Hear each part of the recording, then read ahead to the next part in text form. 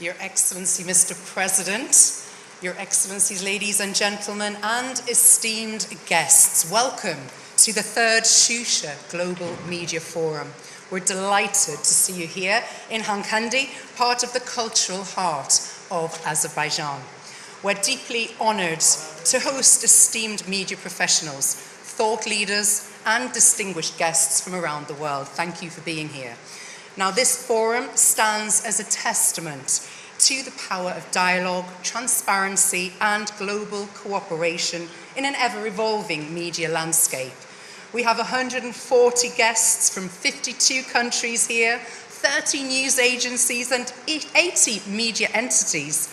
This year's forum is held under the title Digital Pathways, Strengthening Information and Media Resilience in the Age of AI. Discussions will focus on the challenges and opportunities facing modern media, the influence of digital transformation, and the role of independent journalism in promoting peace, development, and mutual understanding. It's now my absolute great honour to hand over to His Excellency, Mr. İlham Əliyev, President of the Republic of Azerbaijan.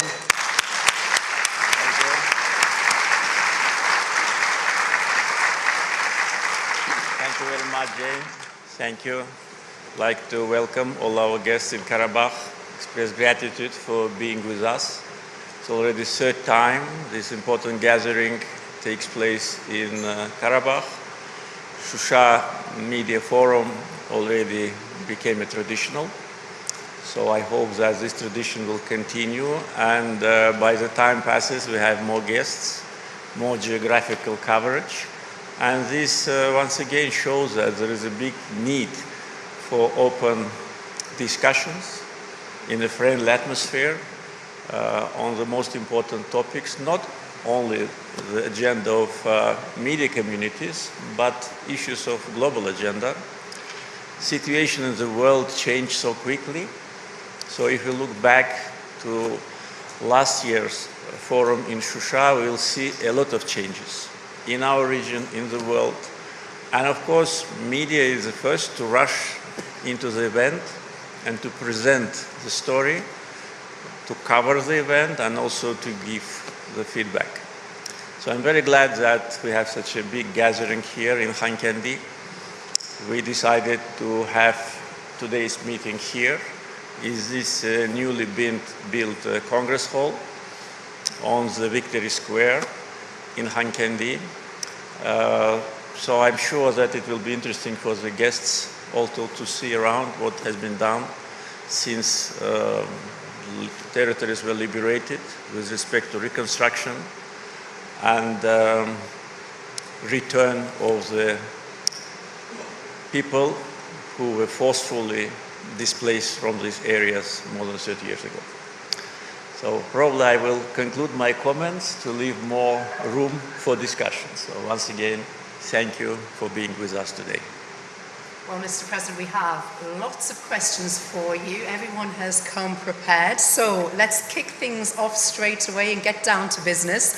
So our first question is from Mr. Klaus Peter Ralph Jurgens, Director of Economy First Limited in London.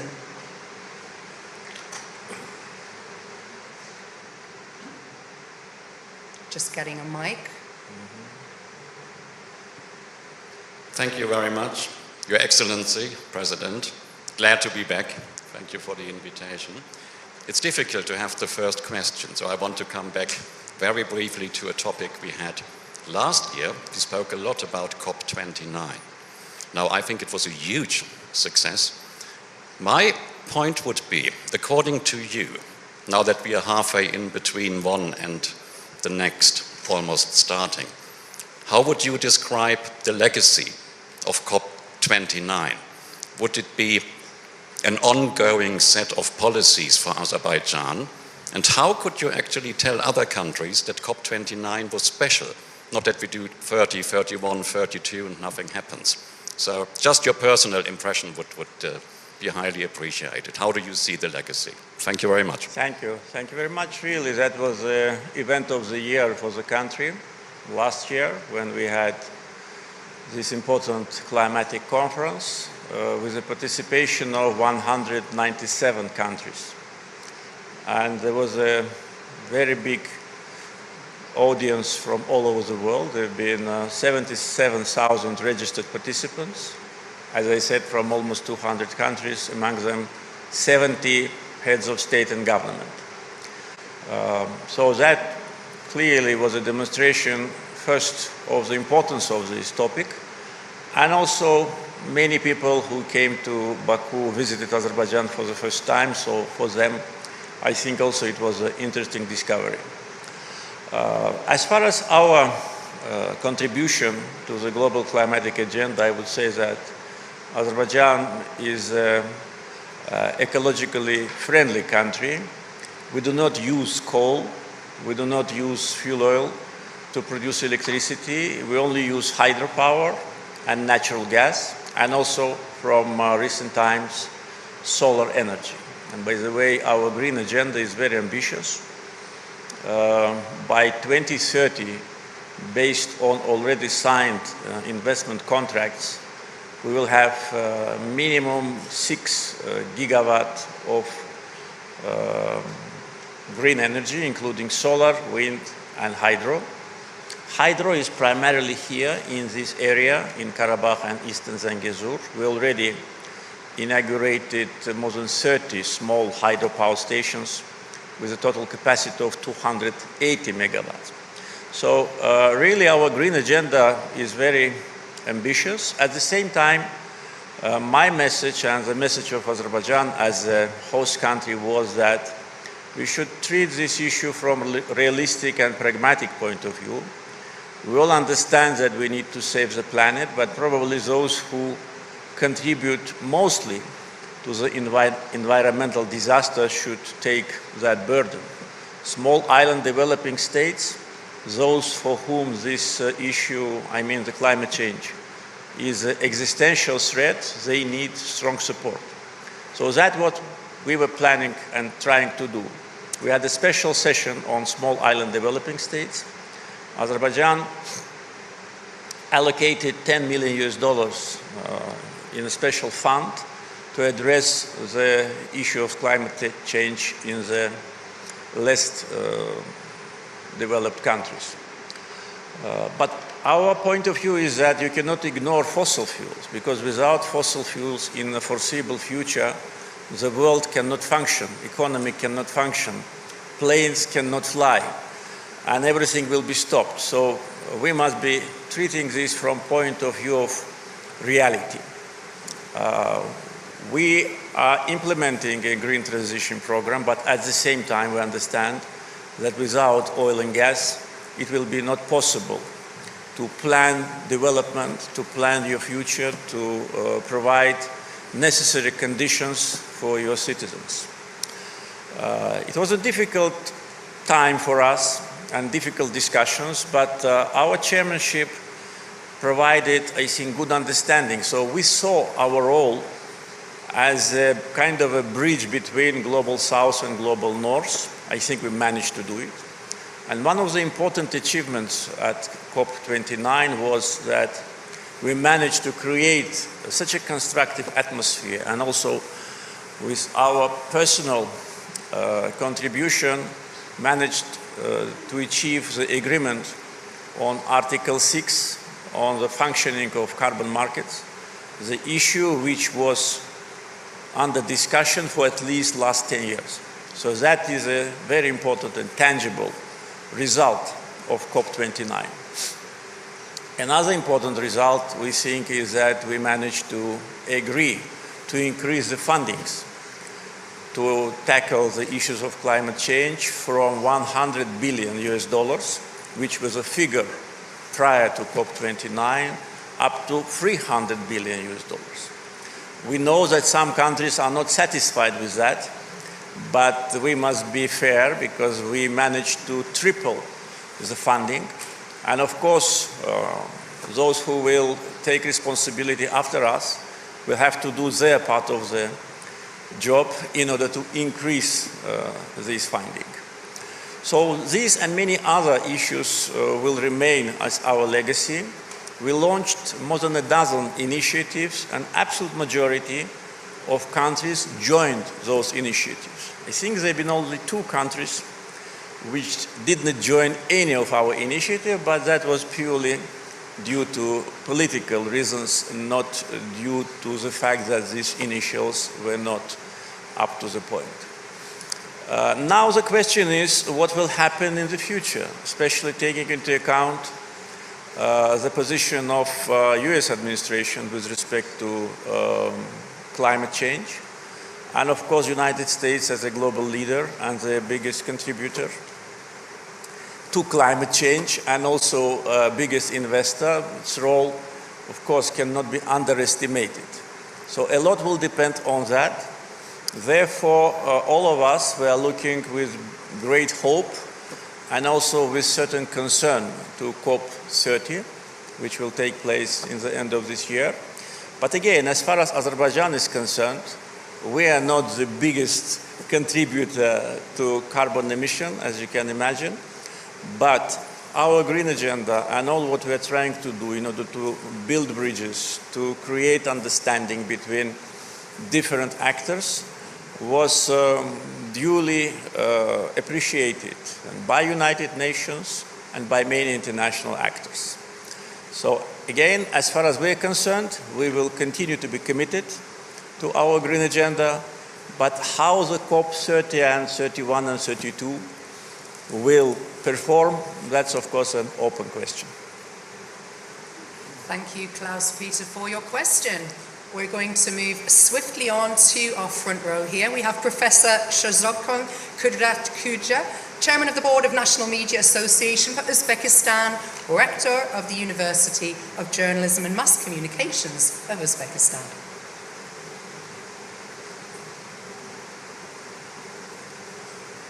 Ассаламу алейкум, Позвольте в первую очередь поздравить вас с успешным проведением 17-го саммита Организации экономического сотрудничества. Как раз 4 июня Ханкенди впервые принял на очень высоком уровне, мы это видели.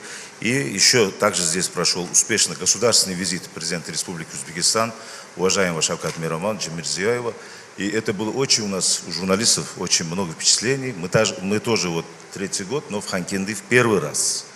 У меня есть несколько вопросов, позвольте, первый вопрос. На прошлой неделе в Абу-Даби состоялась историческая встреча, я так считаю, между вами и премьер-министром Армении Николом Пашиняном. Почему это важно? Почему это архиважно? Потому что две страны в столь тяжелое время, во время мировой турбулентности, вы продемонстрировали миру, что дружить все-таки лучше. И это очень хороший пример на сегодняшний день. Хотел бы спросить вас, что в череде многих вопросов был поднят вопрос Зангезурского коридора. И скажите, пожалуйста, я знаю, что этот коридор очень важен в первую очередь для Азербайджана, для Армении, для всего нашего вот этого большого континента Каспийского. Но я хотел бы, чтобы вы остановились, насколько это важно, и какие перспективы открывает перед тюркским миром, перед большим тюркским миром, потому что у нас не было моста, теперь мы соединимся, иншаллах. И вот это очень интересно. И у меня, вот в прошлом году тоже я был здесь, но, к сожалению, не смог задать вопрос. У меня очень личный вопрос к вам, лично. Я 3-й раз в Карабахе. Здесь все, вот сегодня, пока мы по дороге сюда ехали, замечаю в который раз, все дышит вечностью. Каждый камень, каждая гора говорит зикр. Каждый раз. Каждое дерево говорит шкур, потому что это состоялось. И здесь я заметил, что очень много изменений за 3 года. И дороги прекрасные. Ни один раз вот наш что-то там не тряхнул или что-то там не этот. Очень много строительства современного. Очень многие мечети обновлены. Но мне было приятно видеть, что восстанавливаются и церкви тоже. Это показывает всему миру вашу толерантность, вашу терпимость, вашу благородность. Поэтому я хочу сказать, что это, наверное, нравится и нашему Всевышнему. И я вот хотел у вас узнать... Узбекистан очень ценит, очень хорошо знает великого президента Азербайджана Гейдара Алиева. Они лично были друзья с нашим Шараф Рашидовичем Рашидовым. В Узбекистане каждый человек это знает. И у меня такой вопрос, я почему сказал личный. К сожалению, он не застал сегодняшний Карабах. Он не смог увидеть это. Хотя он прошел очень тяжелый путь. Но, скажем, если это было бы так, по воле Всевышнего, ему сегодня довелось бы увидеть это после 23 года. Что бы он сказал не президенту Азербайджана, не президенту, я повторяюсь, а сыну великого азербайджанского народа? Какие бы у него сегодня были бы его видения, его настроения? Спасибо. Спасибо. В первую очередь хотел бы вас поблагодарить за добрые слова о нашей стране и о Карабахе, и о том, что мы здесь делаем. Для нас всегда была очень ценна поддержка наших братьев из Узбекистана. И, как вы знаете, первый дар в восстановлении Карабаха был сделан Узбекистаном. По инициативе уважаемого президента Шавката Мирамоновича была построена школа на 960 учеников в городе Физули, носящая имя великого сына узбекского народа Мирза Улугбека. И мы вместе с Шавкатом Мирамоновичем эту школу в городе Физули открывали. Я буквально пару дней назад опять был там, в Физули, интересовался.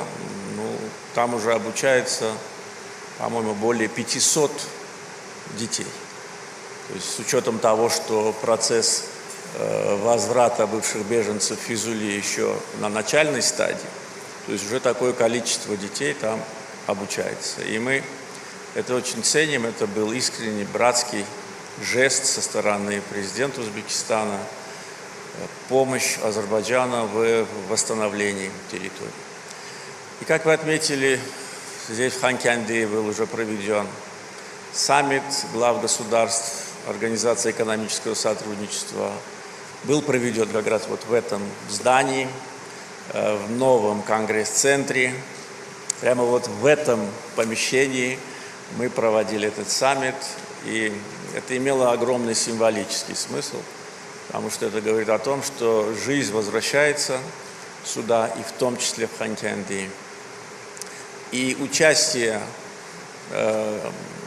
8 глав государств и правительств, стран-членов организаций, а также и других стран на высоком уровне, это мы расцениваем так же, как и знак поддержки Азербайджана, то, что мы сделали, вернув наши земли, и то, что мы делаем сейчас, возвращая к жизни то, что было разрушено. Кстати, должен сказать, что во время оккупации на этом самом месте сепаратистами было построено здание, которое они назвали парламентом. Ну и в один из первых приездов моих сюда мы приняли решение, думаю, совершенно правильное, это чертово логово разрушить. И на его месте мы построили вот такой прекрасный конгресс-холл, который принимает глав государств, а рядом строится гостиница, которая была в советское время, но также была разрушена во время оккупации. Площадь перед конгресс-центром названа сейчас Площадь Победы. В здании бывшего обкома Нагорно-Карабахской автономной области, которое было центром сепаратизма, будет располагаться музей Победы. Сейчас там идут строительные работы. Что касается Зангезурского коридора, безусловно, эта артерия свяжет многие страны. И когда мы говорим о необходимости осуществления перевозок через эту железную или автомобильную дорогу, речь ведь не только идет о соединении основной части Азербайджана с его Нахчеванской автономной республикой. Речь идет о международном транзитном коридоре. Мы очень активно инвестируем в транспортно-логистическую инфраструктуру. За последние годы вложено миллиарды долларов, построен крупнейший на Каспии международный торговый порт. Сейчас мы занимаемся его расширением, доведением грузоподъемности до 25 миллионов тонн. Построена железная дорога, соединяющая Азербайджан с Турцией через территорию Грузии. Увеличивается объем транзитных перевозок через территорию Азербайджана, как в результате того, что существует современная инфраструктура. Также идет процесс цифровизации, идет упрощение таможенного администрирования, а также это связано с геополитическими изменениями в нашем регионе, когда другие транзитные пути становятся более проблематичны. Поэтому с учетом всего этого потенциал Зангезурского коридора мы оцениваем на начальном этапе в 15 миллионов тонн грузов. Мы практически завершаем строительство железной дороги до стыка нашей границы с Арменией и Ираном. И, наверное, меньше чем через год, может быть, даже весной следующего года, азербайджанский участок этой железной дороги будет построен. Что касается армянского участка этой железной дороги, кстати, в советское время эта железная дорога являлась составной частью азербайджанской железной дороги. Она не принадлежала армянской железнодорожной структуре в силу того, что она не имеет никакого железнодорожного сообщения с остальной железнодорожной сетью Армении. Это дорога, соединяющая Азербайджан через Армению с Нахчеванской автономной республикой, и дальше она шла на территорию Ирана с выходом на Персидский залив. То есть мы реализацией Зангезурского коридора по существу откроем еще одно направление коридора север-юг. Не только то, о котором все говорят, из России через Азербайджан, в Иран, до Ряшта, но и через восточный Зангезур и другие части Зангезурского района, на Иран, а дальше и на Турцию. Поэтому открываются огромные перспективы для увеличения грузопотока. Мы в рамках визита президента Узбекистана обсуждали, что мы должны наращивать объем грузоперевозок. На сегодняшний день рост грузоперевозок из Китая через Азербайджан стремительно растет. Одновременно с этим строится железная дорога Китай-Кыргызстан, Узбекистан, Туркменистан, опять с выходом на Каспий. То есть вы видите, какие большие потоки уже идут и будут идти в наше направление. Поэтому мы должны быть готовы не только принимать и обрабатывать грузы в Бакинском порту, но и направлять их по направлению железной дороги Баку-Тбилиси-Карс через Грузию на Турцию и дальше к средиземноморским портам, и через Зангезур, который также будет важнейшим транспортным направлением. Но, к сожалению, на армянской стороне никакие работы за последние 5 лет не велись. Этот вопрос сознательно снимается с повестки дня. Ну, в таком случае шансы для Армении когда-либо стать транзитной страной, они приближаются к нулю. Если они будут и дальше блокировать этот процесс, ну, я думаю, что они окажутся не только в транспортной изоляции, в которой они сегодня находятся, но и в определенной степени и в политической изоляции. Что касается того, что бы сказал мне мой отец, я, конечно, знать это не могу, но могу догадываться. Думаю, что и вы догадываетесь. Это вопрос, наверное, в большей степени риторический. И для меня выполнить завещание моего отца, а также завещание тех, кто был изгнан с этих земель и ушел из жизни, не увидев этого торжества справедливости, было большой честью и источником гордости. И с этим чувством гордости я и живу последние 5 лет, иншаллах, и до конца с этим чувством буду жить и я, и весь народ Азербайджана.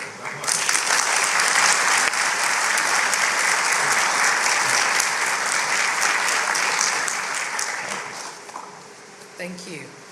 Now, next we're going to move over to Professor Paulo Liebel von Schirach, who is the President, Global Policy Institute, Professor, Political Science and International Relations, Bay Atlantic University, Washington, D.C. Oh, thank you. Mr. President, it's great to see you again, and I really appreciate being included in this event for now the third time. I'm honored, and I don't think it's lost on anybody here the symbolic meaning of having this meeting with you, Your Excellency, in this very place, which signals the end, hopefully the end, of a very tortured and complicated story that everybody is aware of. That said, in another occasion, I remember you talking about, very eloquently and passionately, about your vision. And you mentioned some aspects of it now answering the previous question about the growth of the region, not just of your country, but the region in general, and how it can be this linchpin between Europe and Central Asia and the Middle East and all these great opportunities for creating the necessary infrastructure, and you indicated some elements of it right now. My question to you is, if you could elaborate on the vectors that you believe are most salient and significant that would drive development in your country and in the region, and particularly the role of foreign direct investment in all this. I remember you talking about this in a previous occasion. Some time has gone by. I know your government is very active in all these matters. How do you view how can I say, the foreign investment promotion of your country, and where do you see the most promising areas, both in sectors that can be developed, and where do you think that your partners, most likely and how can I say, reliable partners, can come from? Thank you, sir. Thank you very much. With respect to our domestic agenda, well, it is pretty clear how Azerbaijan is going to continue its development. Of course, the main priority is a sector which is not related to fossil fuels. This is primarily IT sector. We are now actively working with international companies on AI and issues related to green agenda. But with respect to the regional development and regional cooperation, of course, connectivity is a priority. And I think that the countries of the region are quite strongly united in understanding that this is the way how to move forward. And this is not only about transit, because sometimes when we talk about corridors, about some railroads, some may think that it's about transit and transit fees. No. Transit fees are important, but it's not something which will make your country stronger. The most important is to build capacity en route, to attract foreign investments in the sectors which can generate growth in the coming years.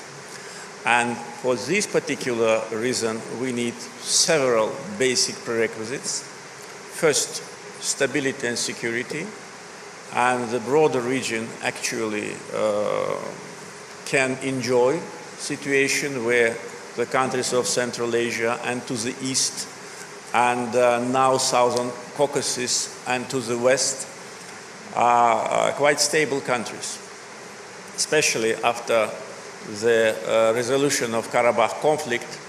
I think the prospects for stability, security and development are much broader than ever before.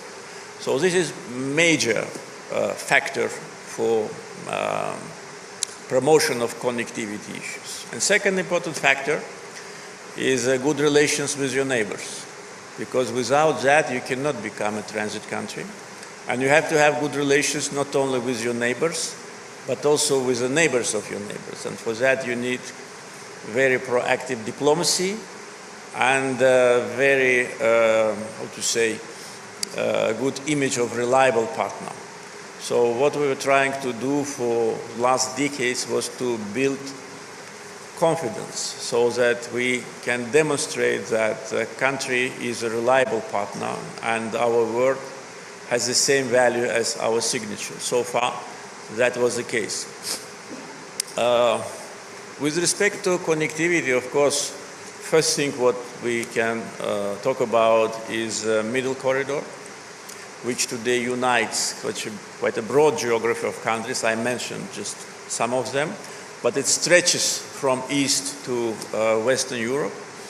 And This will bring more understanding between different actors, different regions. We still need more understanding. And coming back to the question with respect to COP29, one of my impressions was that there is a lack of confidence between developed and developing countries. Each of them has their own reason to think that they're right, but when the confidence is not in place and when there is a kind of a high level of mistrust, so I think it will be difficult to achieve the goals. So security stability, very pragmatic approach to your national interests, and good working, constructive relations with your neighbors. And also with respect to regional agenda, I would also name green energy project, because today not only in Azerbaijan, but also in the countries of Central Asia, there are huge investments in solar and wind energy power stations. During COP29 last November in Baku, presidents of Uzbekistan, Kazakhstan, and Azerbaijan signed an agreement to build a subsea green cable under the Caspian Sea in order to connect future green energy of Central Asia with Azerbaijan's infrastructure. Prior to that, a couple of years before, Azerbaijan, together with Georgia, Romania, and Hungary, also signed a document on construction of a green energy cable on the Black Sea. So you can see that this connectivity today goes beyond the region of Caucasus, Central Asia, and Europe, but unites. And the point of meeting, I would say, is Azerbaijan, because you cannot change the geography, whether you like it or not, but geography does not always mean that it will bring you security and safety and progress. You have to use your geography for good purposes.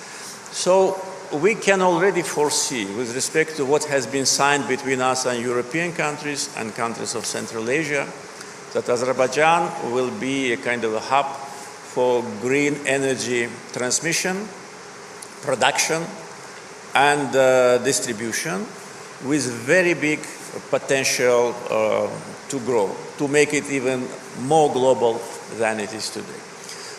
With respect to traditional energy infrastructure projects, today actually we achieved all what we planned. Yes, we know that Europe now needs more gas from Azerbaijan, and we are ready, and we're actually increasing the supply of natural gas to Europe.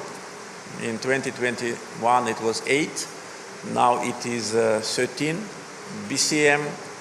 It is half of our overall gas export. But for additional volumes, there must be again pragmatic approach in European institutions with respect to green agenda. When European banks do not any longer finance projects of fossil fuel, the bank like EIB completely stopped, EBRD almost stopped. In these circumstances, there'll be no way how to attract funds to expand our capacity. Today, Southern Gas Corridor works full capacity.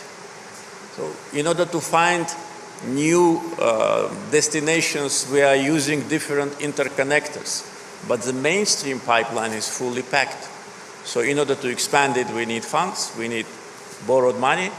So I think that European institutions will consider this situation and will change their policies so that the funds can be attracted.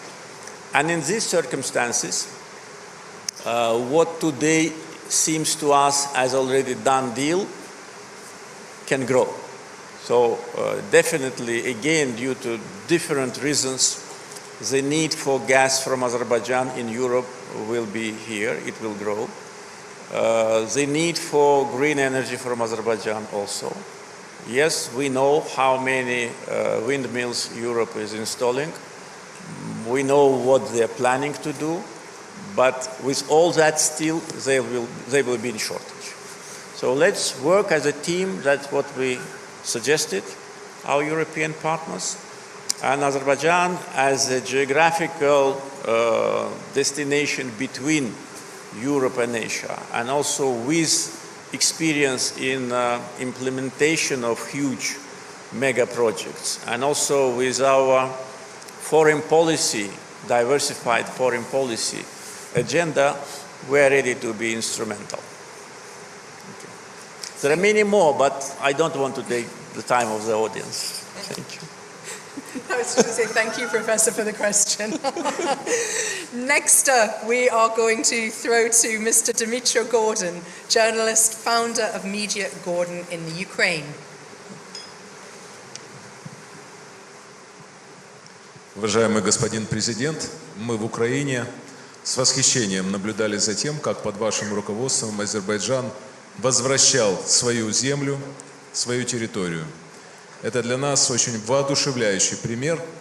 И, конечно, украинцы благодарны вам за то, что вы неоднократно публично высказывали поддержку государственному суверенитету и территориальной целостности Украины. Такое не забывается.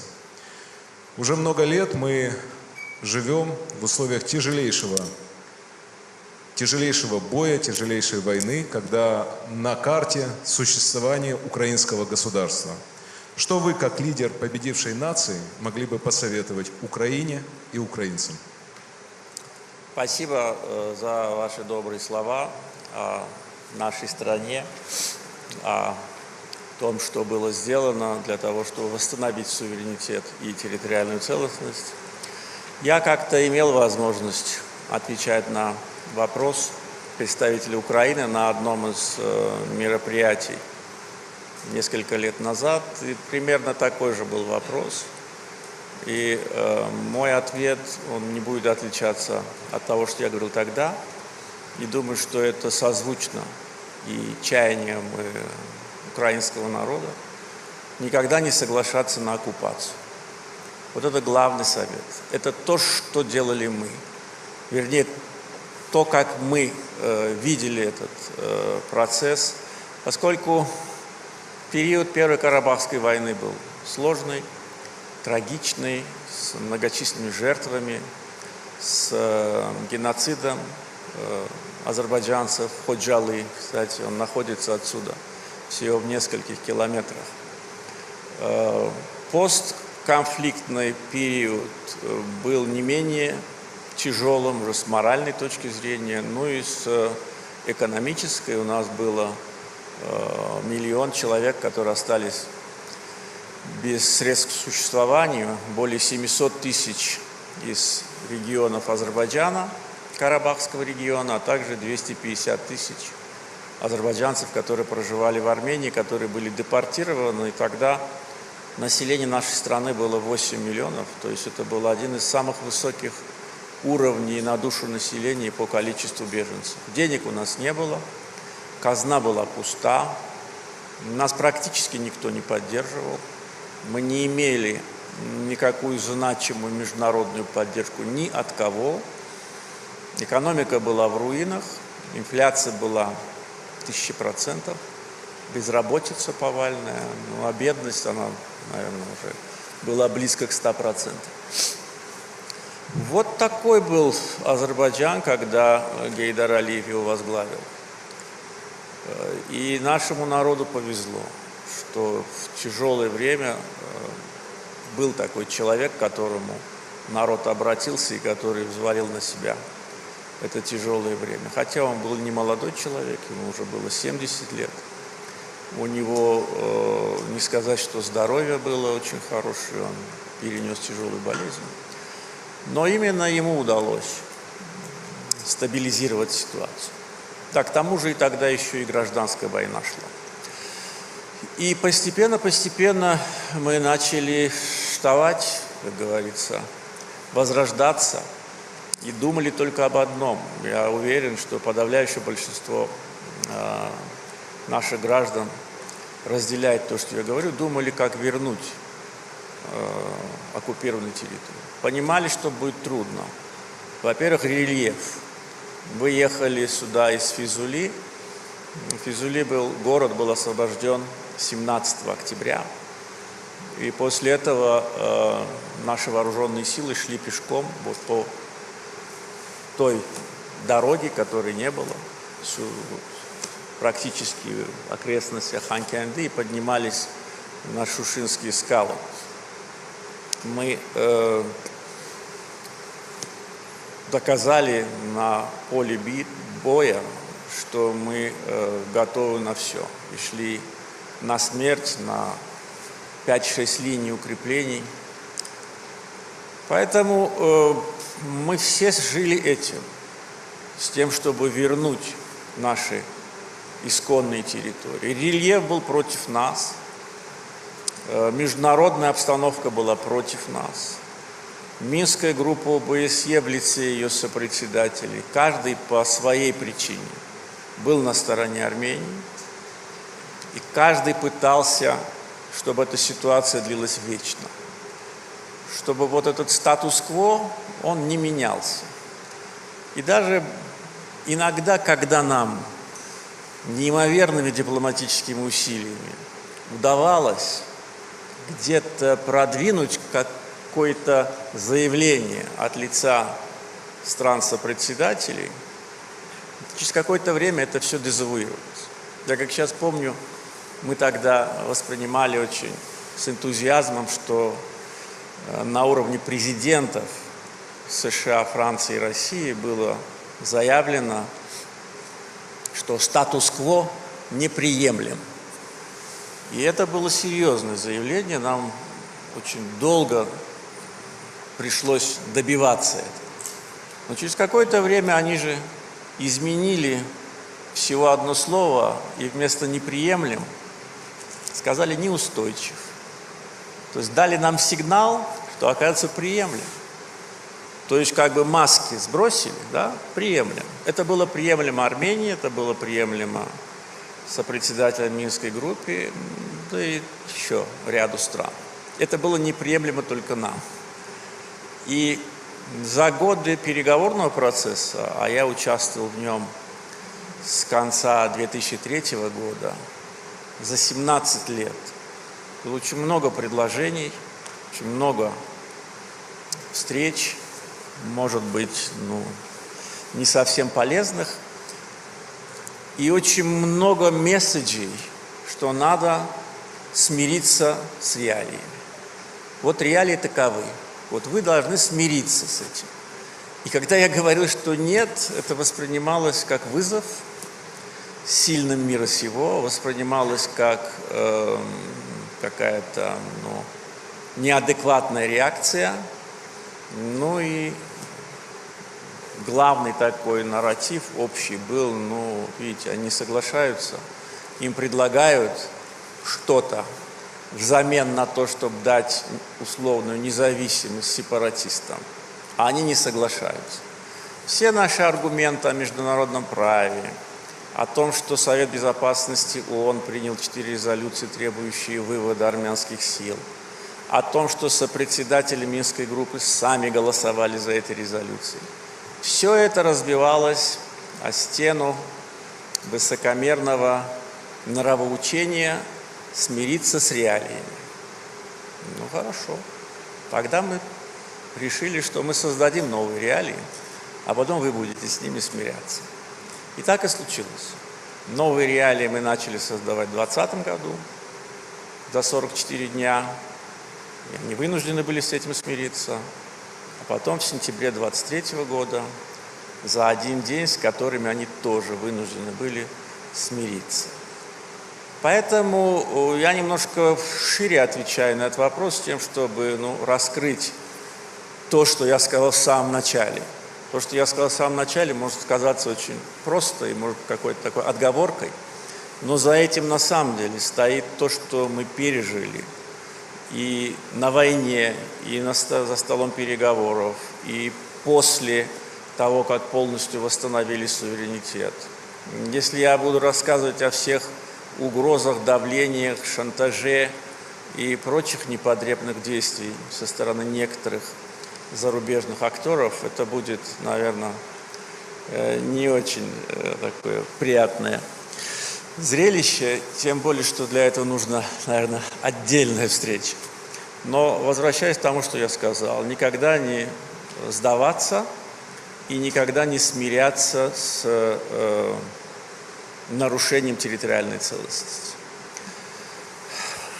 Вот наш друг из Узбекистана спросил, да, вот, про моего отца. Знаете, он, как и все мы, больше всего хотел увидеть вот этот день, когда мы вернемся в Карабах. Но не получилось.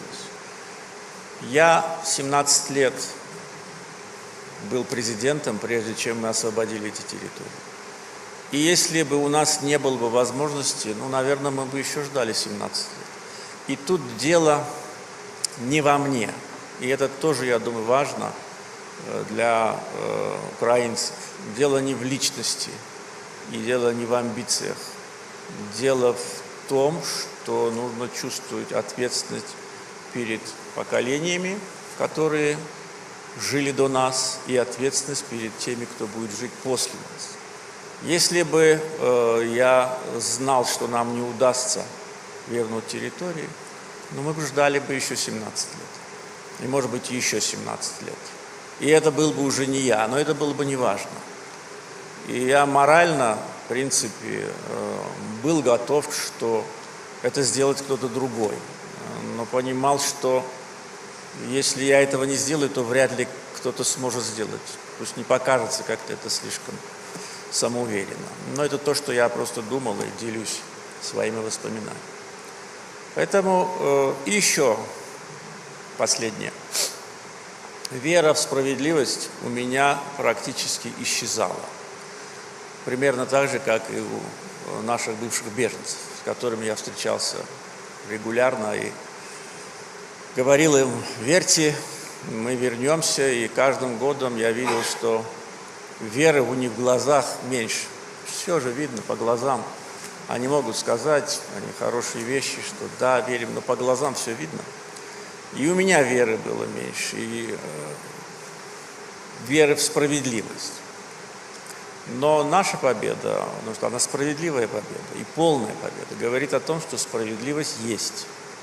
Просто ее надо добиваться. А для того, чтобы ее добиться, надо работать каждый день и приближать победу каждый день. И особенно если от тебя зависит последнее решение, ты должен посвятить свою жизнь этому. Вот только так это может случиться. Ну и, конечно, важнейший фактор – это консолидация общества.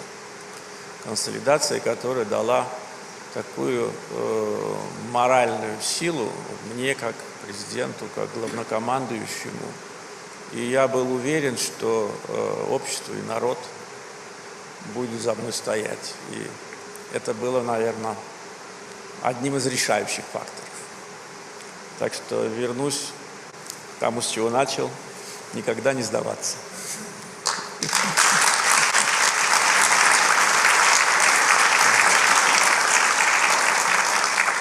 Thank you, Mr. Gordon, for that question. And once again, Mr. President, for being here with us and this openness to answer all the questions. We have so many more to get through, so we're going to move on now to Mr. Mikhail Guzman, First Deputy General, Director General for TASS News Agency.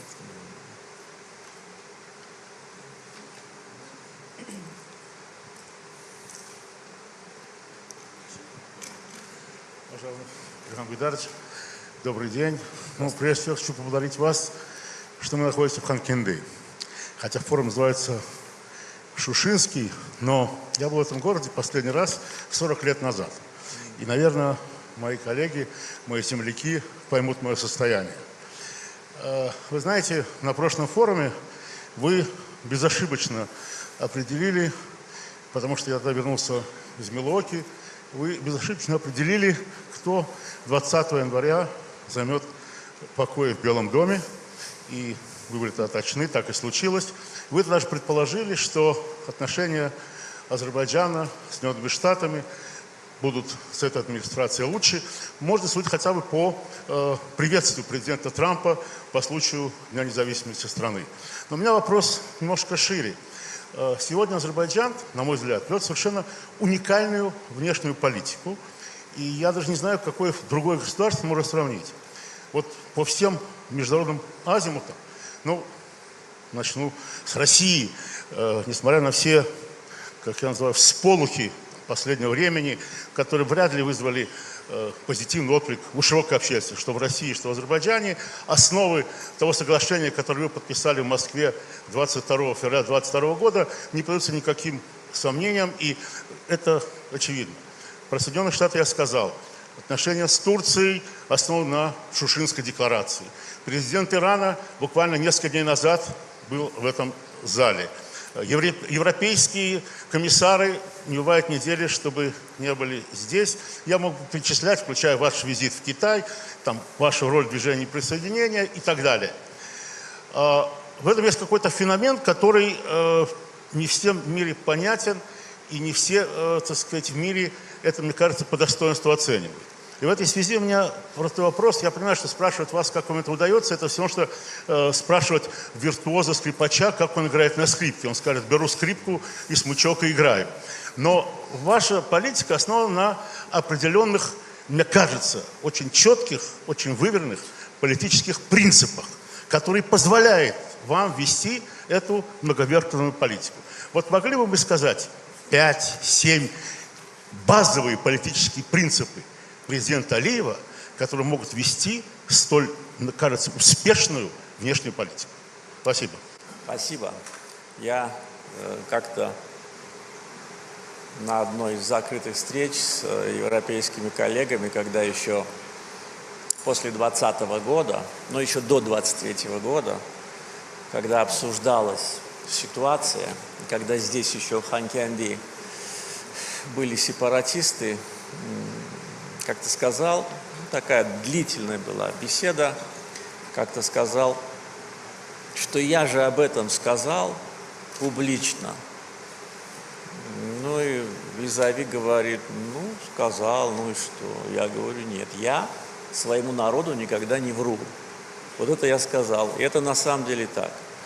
Но как бы прелюдия к ответу на ваш вопрос, я стараюсь и своим международным коллегам тоже никогда не врать.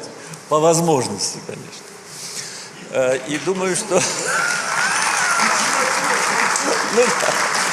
надо быть объективным и честным. Возвращаюсь к тому, что не надо врать. Я думаю, что это, наверное, один из главных принципов. Говорить правду, в первую очередь, своему народу.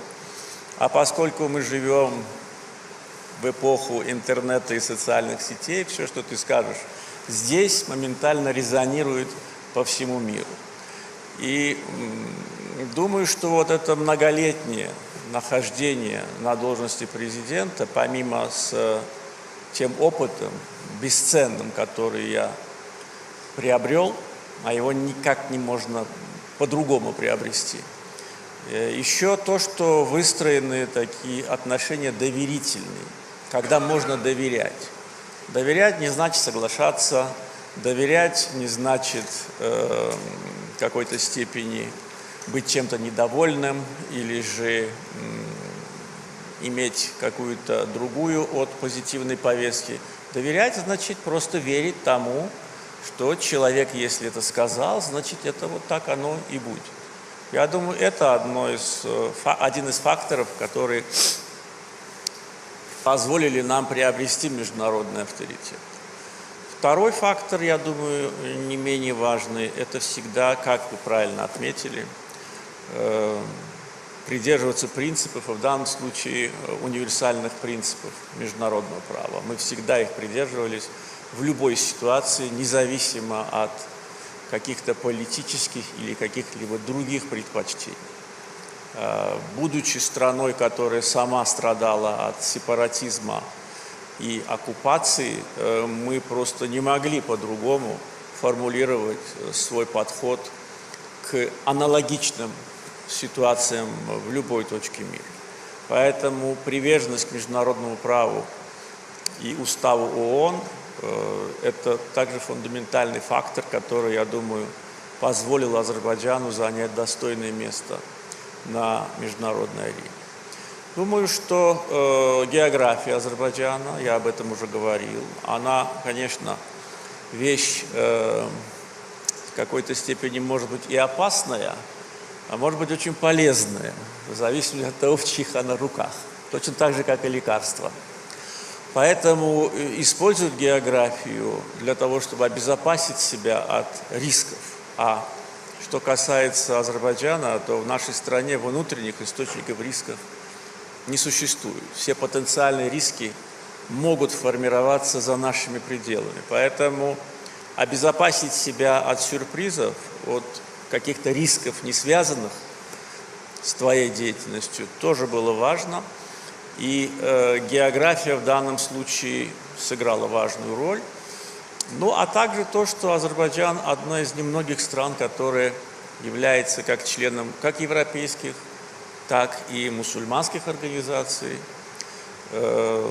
и участвует активно и в форматах саммитов по линии Европейского Союза, по линии Организации исламского сотрудничества, ЭКО и многих других. Еще одним, я бы сказал, важным фактором, подчеркивающим авторитет Азербайджана, является то, что мы стали первой страной и единственной, которая стала новым членом организации D8, организация, которая в свое время была создана по инициативе Турции, Пакистана, Египта, и сейчас объединяет 8 крупнейших и по населению, и по потенциалу стран мусульманского мира. С момента ее создания, много десятилетий назад, никогда не принимала новых членов. Единственным единогласно был принят Азербайджан. Думаю, что, на ваш вопрос можно отвечать бесконечно, поэтому думаю, что я вот здесь остановлюсь. Ну и еще, конечно, важно для всех, когда учитываешь свои интересы, надо посмотреть на интересы твоего соседа тоже. То есть защита национальных интересов – это основополагающий фактор внешней политики Азербайджана, но в отрыве от регионального или глобального контекста этим фактором сильно злоупотреблять нельзя. Надо всегда посмотреть на ситуацию, попытаться посмотреть на ситуацию с призмы твоего соседа. И тогда многое становится ясным, тогда многое, что могло вести к какому-то недопониманию, регулируется достаточно эффективно. Поэтому я благодарен вам за такой вопрос. Кстати, хотел бы сделать небольшое уточнение. Я не предвещал победу Трампа. Я просто сказал, что это было бы предпочтительнее для азербайджанского народа, с учетом того, что он так же, как и мы, разделяет фундаментальные ценности, в том числе и семейные ценности. Он человек, который единственный из президентов США, который не начинал войн. И вот за небольшой срок его пребывания у власти видно, что он человек, который заканчивает войны. И также мы очень благодарны ему лично за стремление помочь Азербайджану и Армении в конце концов договориться, несмотря на то, что он занят более глобальными вопросами международной безопасности, он ситуацию на Южном Кавказе тоже держит в поле своего зрения. Мы в Азербайджане, конечно же, рады, что он победил по многим причинам. Ну и, естественно, желаем ему, чтобы он довел дело до конца. Особенно, что касается Вашингтонского болота, чтобы высушил его до дна.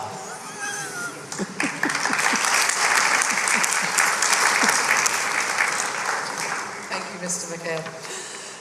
Up next, we have Ms. Mihaela Kristina Tatu, Deputy General Director for Agropress News Agency.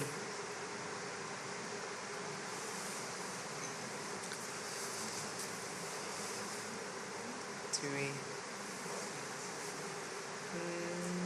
No? We can't. Can't seem to find. Maybe we'll come back to her in a moment. We'll move on swiftly, though, to Ms. Zhang Zhang, Chief Correspondent, Baku branch of Jinhao News Agency. The ladies are hiding. Oh, here we go.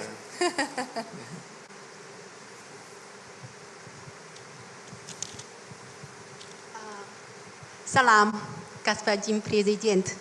Сначала я хочу поблагодарить за то, что вы приняли письменное интервью Синьхуа перед вашим визитом в Китай. Ваше интервью в Китае вызвал очень большой отзыв. Честно говоря, вы сами уже стали самой блестящей визиткой Азербайджана. Очень видно, после вашего визита обмены между нашими странами стали более, даже можно сказать, очень интенсивны. Почти каждый день мы можем слышать новости насчет нового сотрудничества между нашими странами. Поэтому мой вопрос. Как вы оцениваете нынешние отношения между Азербайджаном и Китаем? В чем заключается перспектива нашего сотрудничества? Насчет великого возвращения Карабаха, в каких областях китайские предприятия могут участвовать? Сахо, большое спасибо. Спасибо.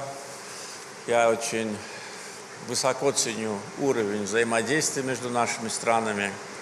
За последнее время неоднократно я имел возможность встречаться с председателем господином Си Цзиньпинем. И в этом году, во время моего государственного визита, и в прошлом году на полях международного саммита мы встречались и также приняли и подписали два важнейших документа. В прошлом году это была декларация о стратегическом партнерстве, в этом году о всеобъемлющем стратегическом партнерстве. То есть это одна из высших форм межгосударственных отношений, и нам очень приятно, что мы вышли на такой уровень взаимного доверия с Китайской Народной Республикой. Также должен сказать, что буквально несколько дней назад полностью был отменен визовый режим для граждан Азербайджана, которые хотят посетить Китай по общегражданским паспортам. А мы, в свою очередь, отменили визовый режим для китайских граждан год тому назад. Я думаю, что это будет способствовать тому, что контакты между нашими и людьми, и студентами, и бизнесменами будут более интенсивными. Мы всегда поддерживали и поддерживаем территориальную целостность друг друга, суверенитет. Азербайджан открыто всегда заявлял, что поддерживает позицию Китайской Народной Республики по Тайваню и по другим вопросам. Позиция наша – это политика единого Китая, хорошо известна и китайскому руководству, и китайскому народу. У нас, конечно же, большие планы на увеличение объема торговли. В данном случае есть огромный потенциал для этого. Уже из многих городов Китая в Азербайджан и через Азербайджан на запад отправляются контейнерные поезда. Количество их растет из года в год, причем на десятки процентов. Я думаю, в ближайшее время в разы это будет увеличено.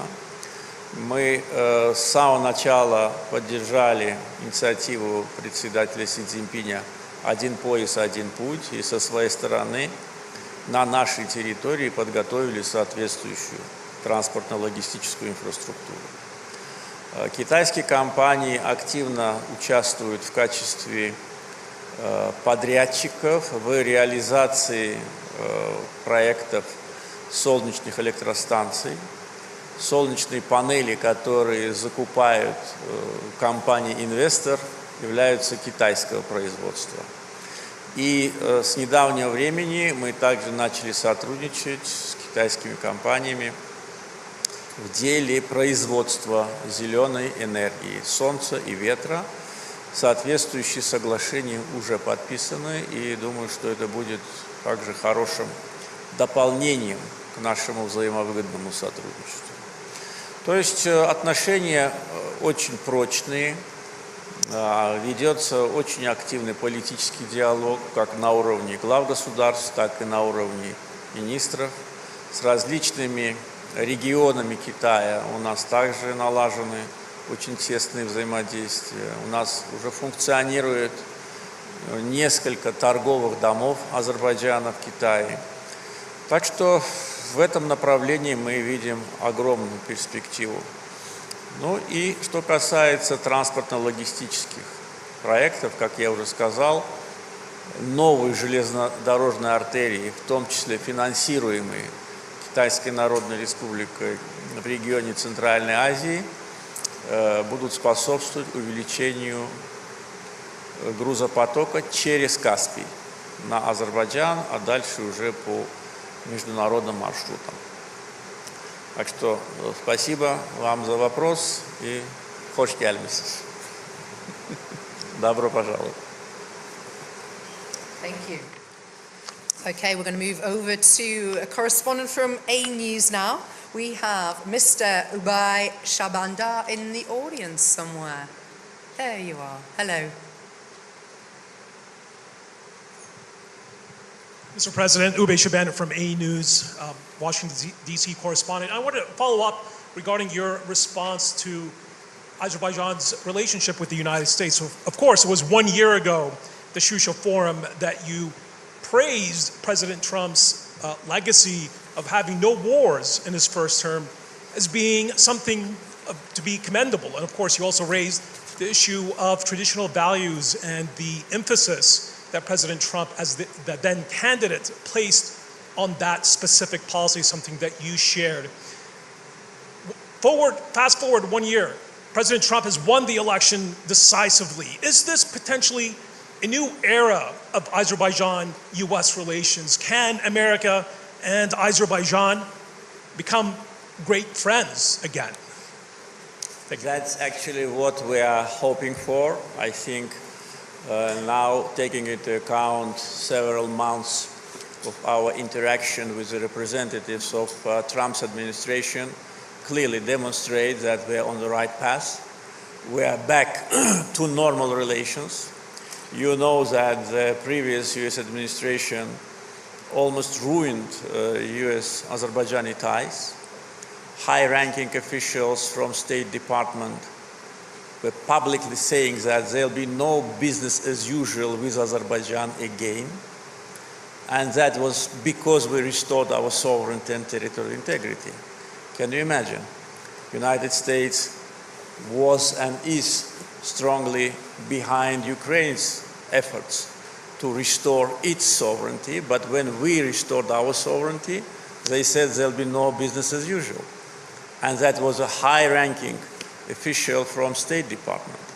And many other steps which we considered as unfriendly from administration of President Biden were actually the main factor of deterioration of relationship.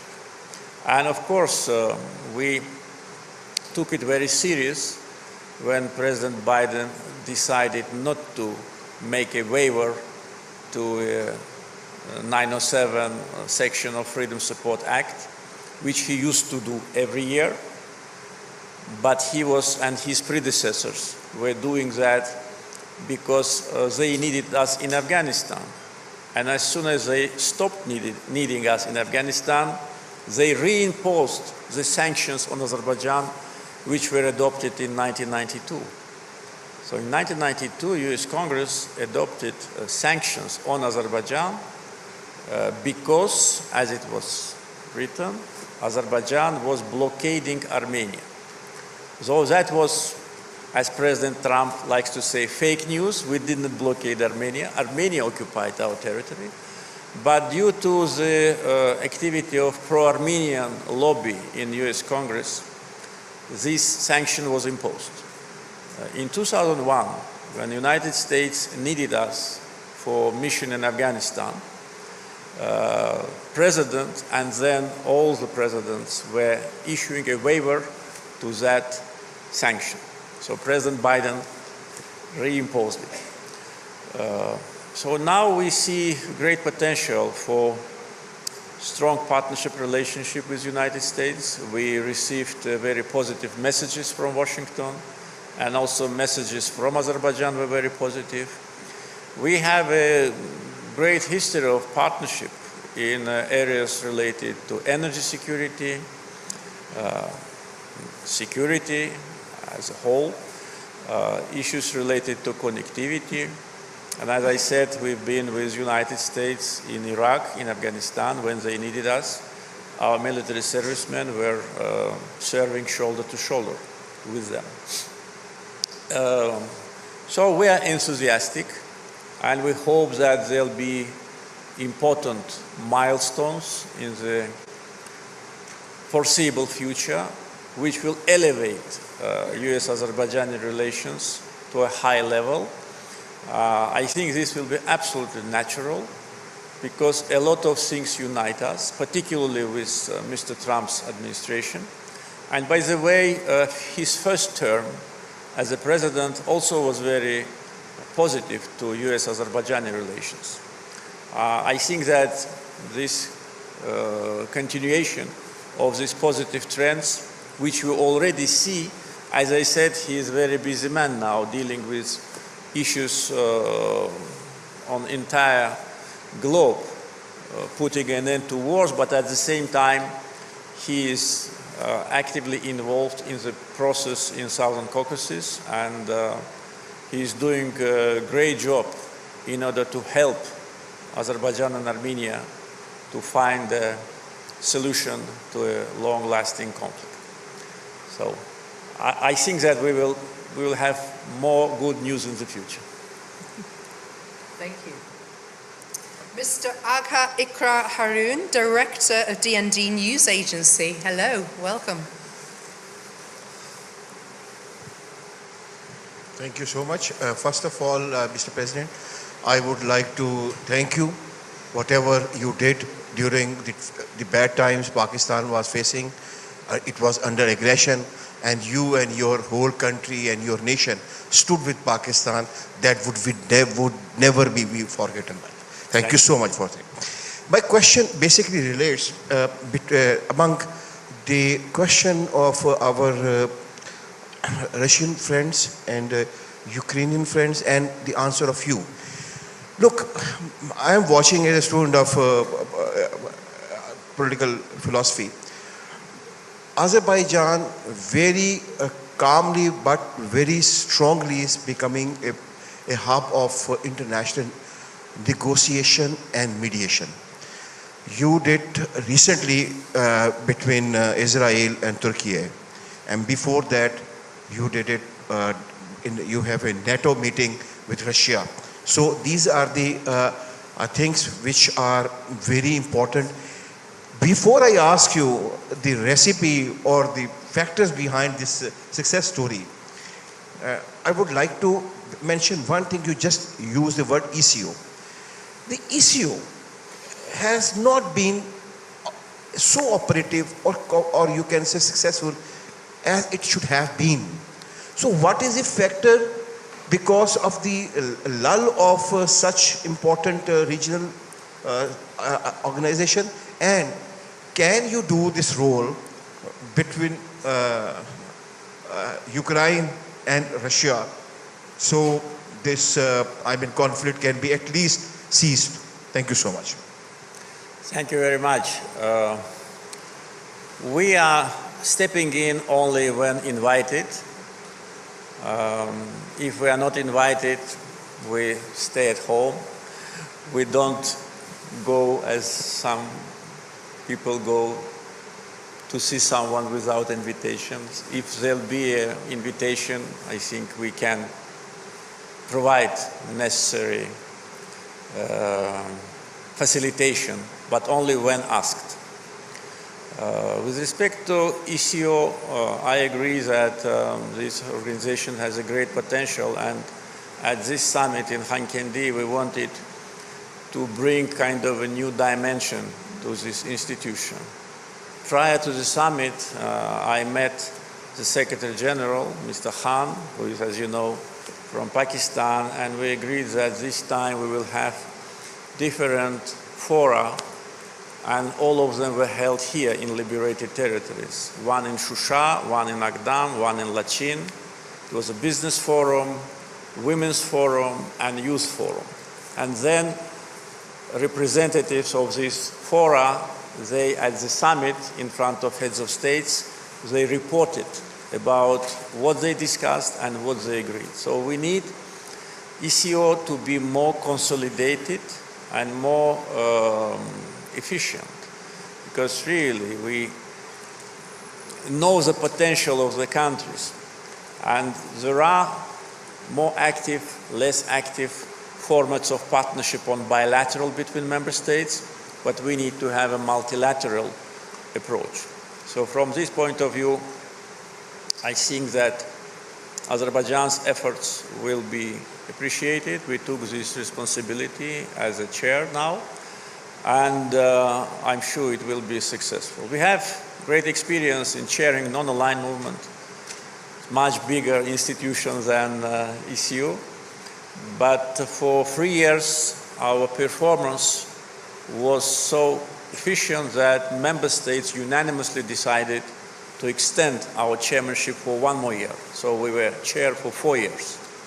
And again brought a lot of dynamism to non-aligned movement. We initiated the creation of parliamentary network, which is now operational, women's platform, youth platform. So all that which makes international organization more powerful and more vocal. We have these mechanisms. We and many other countries, we are participating in different international institutions, but sometimes these international institutions, they lack consolidation. So we will try to do our best. And with respect to our foreign policy exposure now, I would say that our foreign policy direction hasn't changed, but the form has changed.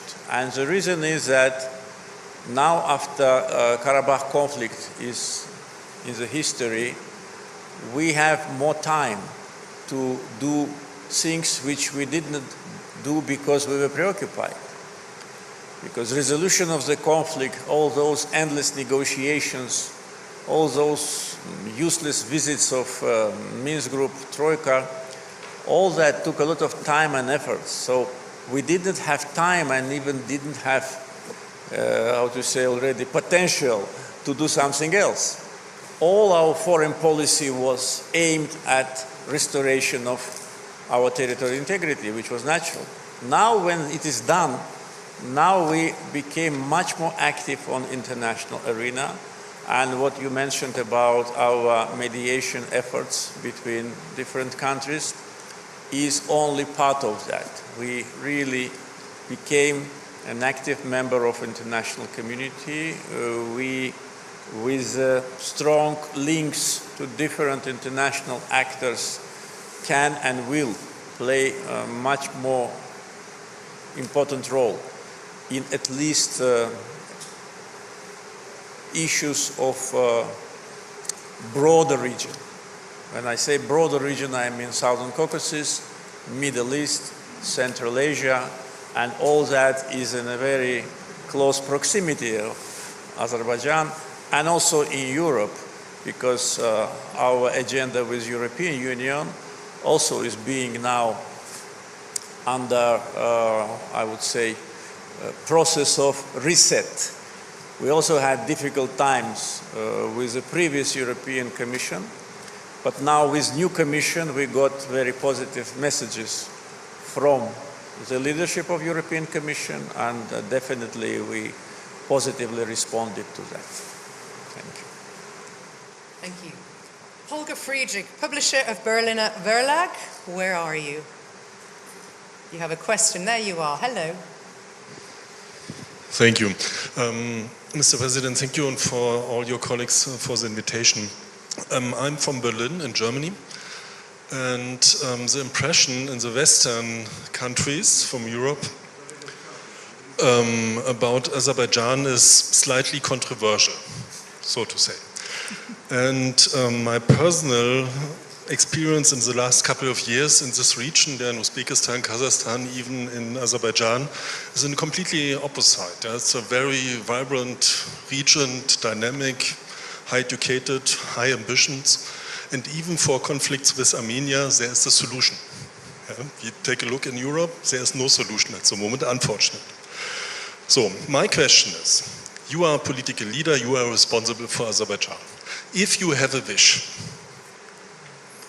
to influence public opinion in the countries in Western Europe, what would be the impression about Azerbaijan right now? And I doesn't meant the Western media, I meant the public opinion. If you have a wish. Yes, but you know better than I do that public opinion is influenced by media largely, especially when it comes to give analysis about the country you don't know anything about.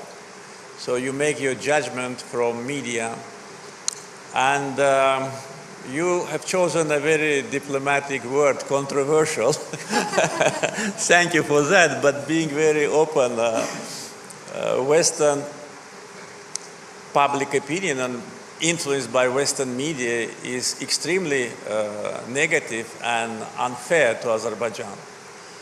And we tried to change it, but it doesn't work. And not because we were not active, we've been very active, but because there are certain rules and procedures in European political spectrum which dictated to demonize Azerbaijan and to spread rumors and different, how to say, fake stories about our country. There have been several reasons for that. One of them, we should not underestimate it, is a consolidated Armenian lobbying groups which are very active in the United States. And we know, and you know, how some media in the West, including Germany, is influenced by United States. So when the direction of coverage is coming from anti-Azerbaijani circles influenced by Armenian media, definitely we have a consolidated media attack on Azerbaijan.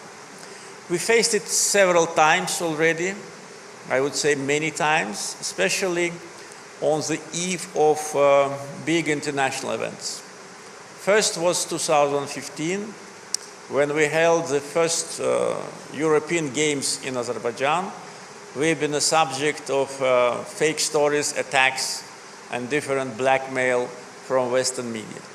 The last example is COP29, when we had at least maybe 7 or 10 articles in the leading Western media, whom President Trump fairly calls fake news, like Washington Post, New York Times, Newsweek, and some fake news from France like Monde and Figaro. So that was coordinated, orchestrated attack to discredit Azerbaijan. So number one reason is Armenian penetration and lobby. Number two, you know, we know the potential of our country. We know importance of Azerbaijan in different areas. The more time passes, the more capable we are. And of course, there was a big, how to say, frustration in some circles in the West that Azerbaijan conducts too much independent policy, doesn't listen to our instructions, ignores our advices, and does whatever they want. So if we listen to the advices, today probably our country would have been at war with at least two of its neighbors. If we listen to the advices, we would have never returned Karabakh back.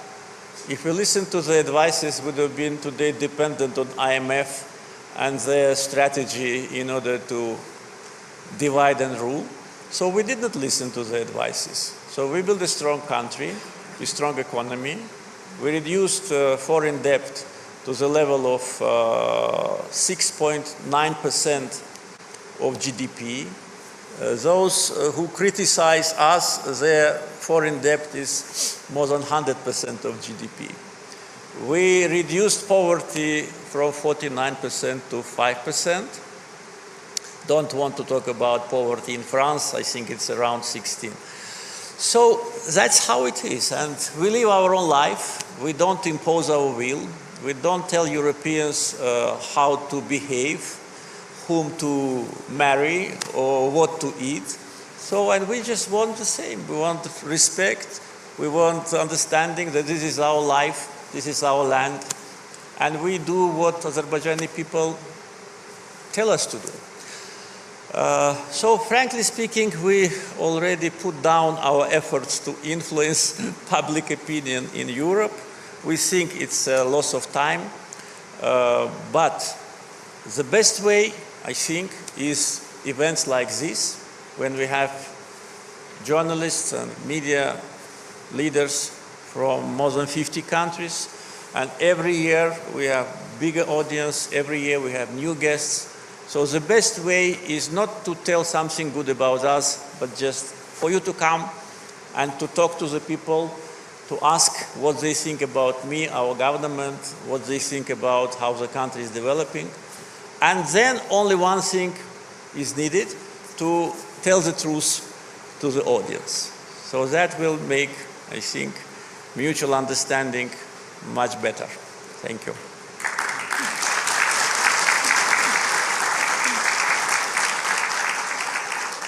Well, we do thank you, Mr. President, for your openness and candidness in answering these questions, peppered with your humour as well. It's making a lot of smiles looking out at the audience here today.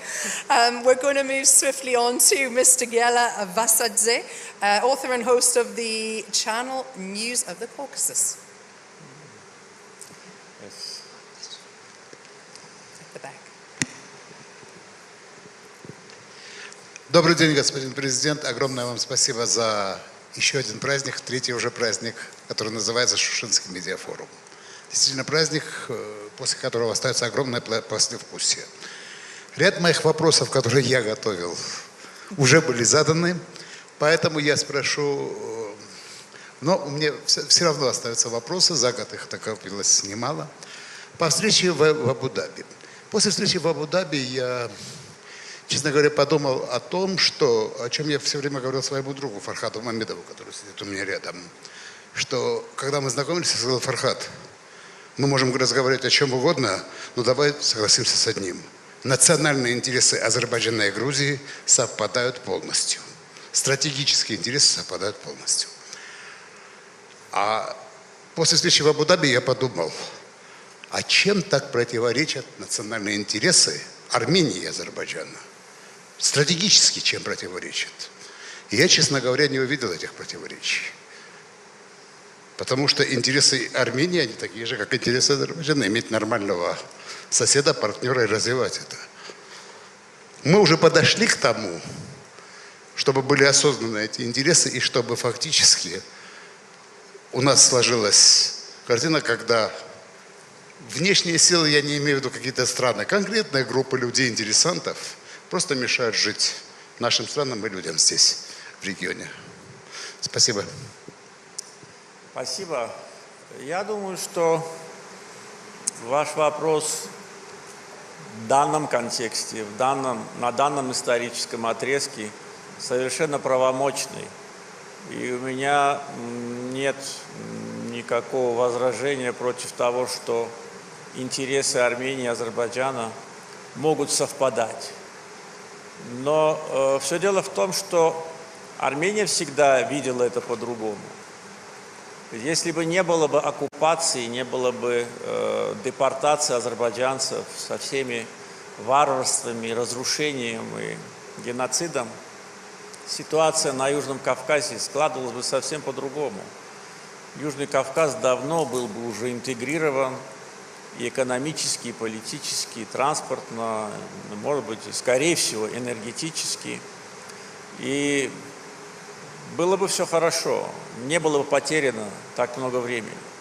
Причина, она не в нас, причина в оккупационной сути режимов, которые управляли Арменией с момента распада Советского Союза. Ни один из них друг от друга особо не отличался в азербайджанофобии и в немотивированной агрессии против Азербайджана.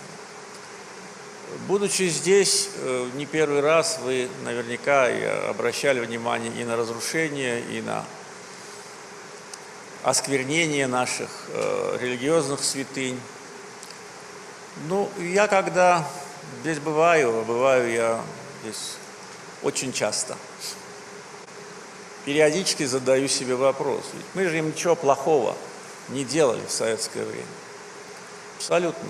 Они спокойно жили здесь, у них было полуавтономное образование, не республика, но автономная область. Руководили этой автономной областью лица армянской национальности. Вот напротив с этим зданием, как я уже сказал, здание бывшего обкома, там сидел первый секретарь обкома, армянин. Председатель исполкома тоже армянин. Было 9 членов бюро обкома Нагорно-Карабахской автономной области, и среди них только один был азербайджанцем.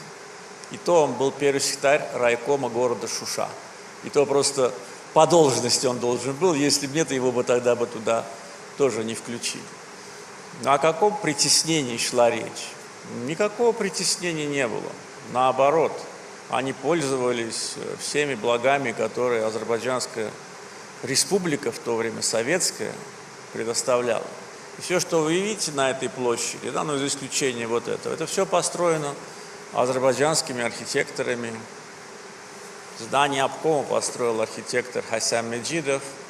Здание гостиницы «Карабах», которую мы вот сейчас восстановили, построил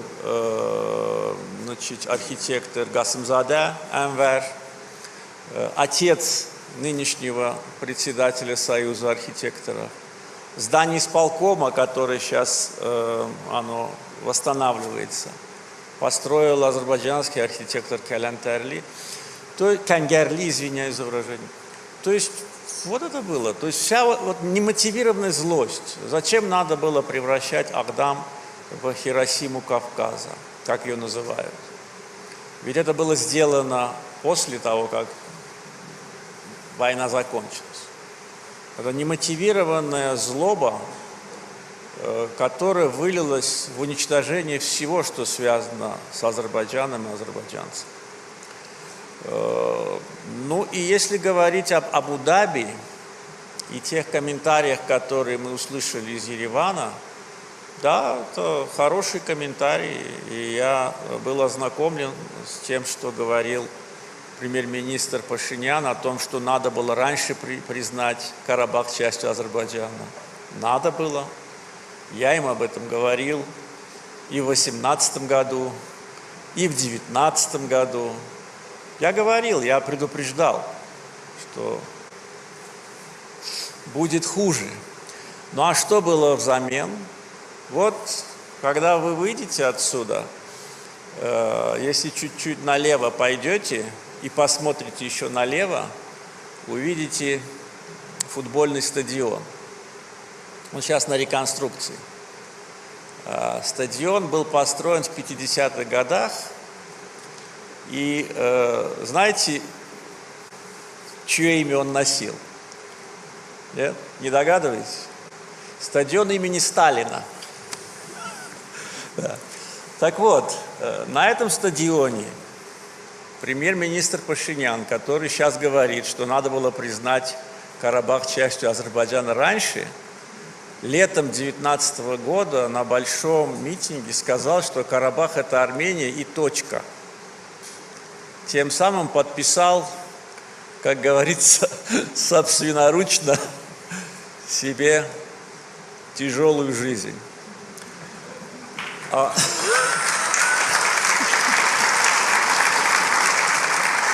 Я уже не говорю о том, что творилось на Шушинских лугах, или же попытка перенести, кстати, вот здесь я говорил, был так называемый парламент. Они по решению господина Пашиняна решили его перенести в город Шуша и начали строить там. Я когда приехал сюда, я даже, помню, пошел туда и выступил прямо для народа, обращение сделал перед этим зданием. Мы его разрушили. На месте этого здания знаете, что сейчас находится? Второй вопрос, знаете. Гостиница «Шуша», где вы остановились. Поэтому вот история такая. Теперь, когда мы вернули то, что нам принадлежит, и с этим уже смирились все, да, теперь я не вижу серьезных противоречий. Но в рамках вот долгой дискуссии с армянским коллегой, одна из тем, которую мы обсуждали, была очень низкий уровень доверия между сторонами, что совершенно понятен. Что касается наша позиция никогда не менялась.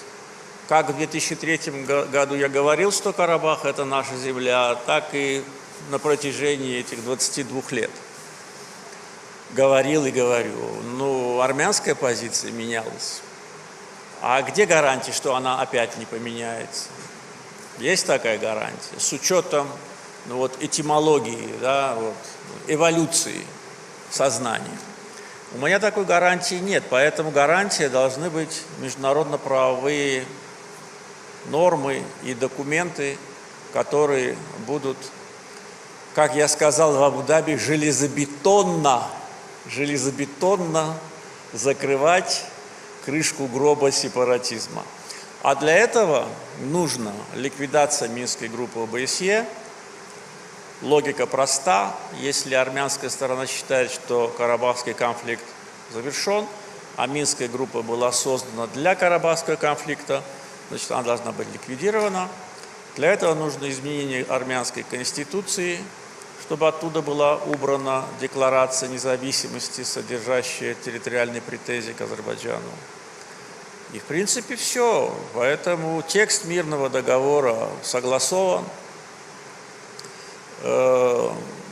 Идея парафирования этого документа также была выдвинута азербайджанской стороной. Мы просто не комментировали то, что было в Абу-Даби. Мы посчитали, что раз мы согласовали совместный текст коммюнике, то и нечего комментировать. Ну вот армянская сторона, как всегда, своими комментариями как-то пытается раскрыть подробности.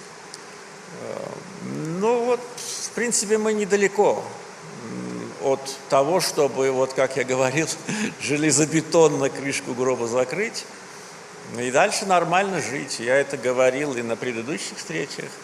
Вы живите своей жизнью, мы будем жить своей жизнью.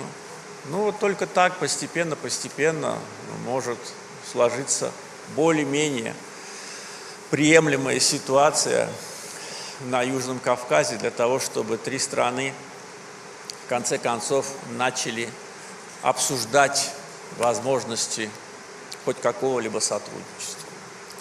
Так что вам спасибо за вопрос и добро пожаловать еще раз.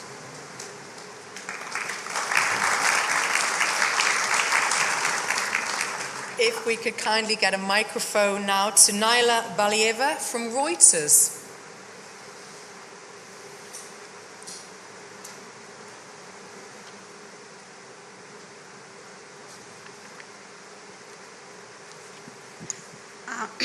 Mr. President, I have several questions to you, as usual.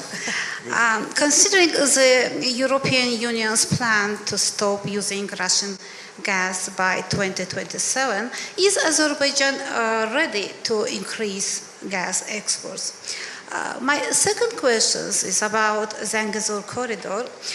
Prime Minister of Armenia recently stated that he had received proposals from the United States regarding control over the Zangezur corridor. What is the official position of Baku on this matter? And my next question about relations between Azerbaijan and Russia. First, why did Azerbaijan skip the CIS Economic Council meeting yesterday? And what was the reason for this decision? And what is the current state of relations between Azerbaijan and Russia? Has Moscow responded to Azerbaijan's concerns regarding the Azal Airlines aircraft incident? Thank you, Mr. President. Thank you. With respect to our cooperation with the European Union, you know, in 2021, we signed a declaration on strategic partnership in the energy field. Since that time, we increased our gas supply to Europe from 8 to 13 BCM. Today, we supply gas to 12 countries. 10 of them are European. 8 of them are members of the European Union. So European Union was calling Azerbaijan a reliable partner, at the same time pan-European gas supplier, which is true. And by the coverage, I mean geographical coverage, by pipeline gas, not LNG, by pipeline gas, Azerbaijan is among the leading countries on global scale. Relatively recently at the Caspian Business Week, I was, in my comments, was talking about our plans with respect to gas production, and I announced it that we are planning by 2030 to increase production of natural gas up to 8 BCM. So if today we export 25, so our export will be 33, something like that. And the question is where to direct this 8 BCM. And this is important. I already touched upon this issue with respect to capacity of existing pipeline system and interconnectors. Without expansion of the pipeline system, it will be difficult even to plan how to increase. With respect to Russian-European Union relationship on natural gas, we never took this factor as something which we should take into account.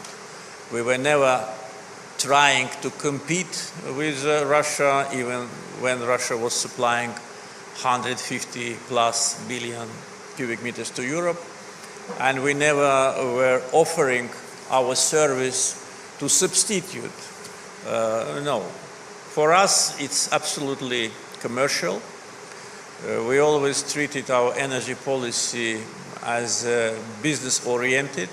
We never politicized it, never cut the gas supply to those whom probably we didn't like much. We always looked at as commercial and always observed our obligations.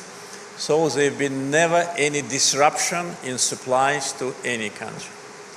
So this is what is the real story. This 8 BCM must be channeled somewhere, and we are now looking for options. We got proposal from several members of European Union, from those which already receive our gas and from those who do not yet receive our gas. So we are evaluating these proposals based on accessibility to the markets and, of course, based on commercial terms. With respect to your question about American company to rent Zangezur corridor, this is question to Armenian leadership. On our territory, there'll be no operator and no lease, no rent. We do everything ourselves. What Armenia wants to do, I don't know. They can do many things. They invited European so-called observers, which is a group of well-prepared spies which were spying against us, and by the way, recently were spying against Iran during this recent Israeli-Iranian standoff. They were walking and driving by Iranian border, so they like to look at us in these binoculars, so we do the same. Tomorrow they can invite, I don't know whom they can invite anyone. For us, important is, and I told my colleague in Abu Dhabi once again, that we must have unimpeded and safe access from Azerbaijan to Azerbaijan. And we consider it exactly as I say. This is access from one side of the country to another side of the country. And Azerbaijani cargos and Azerbaijani citizens should not face the face of Armenian border security or whoever. So this is our legitimate demand, and I think that it is absolutely fair. Otherwise, our people will be under threat. Because I remember during the Soviet times, when train was going from Baku to Nakhchivan, on that particular segment of Zangezur, Armenians were throwing stones in the windows. So most of the windows of the trains were broken. So this is history which we all remember, and that was Soviet time with all that discipline and all that punishment mechanism. So today we cannot risk the life and health of our people.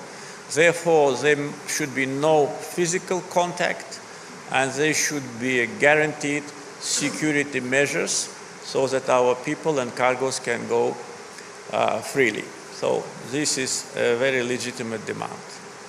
On relations with Russia, the question was about the plane crash. Unfortunately, we didn't get any answer from Russian officials about that, though it's already 7 months have passed. For us, everything is clear. We know what happened, and we can prove it. And we know that Russian officials knows what happened. And it's a question why they do not just do what any neighbor would have done. Our requests or demands are absolutely natural: to admit this accident as their guilt, to punish those who shut down our plane, and to pay compensation to the families of victims, to those who've been wounded, and to Azal to compensate the loss of plane. If you want, I can go into more details about that. Madam, do you hear me? You want more details, Naila? Do you want more details about that? Do we have a microphone for Naila?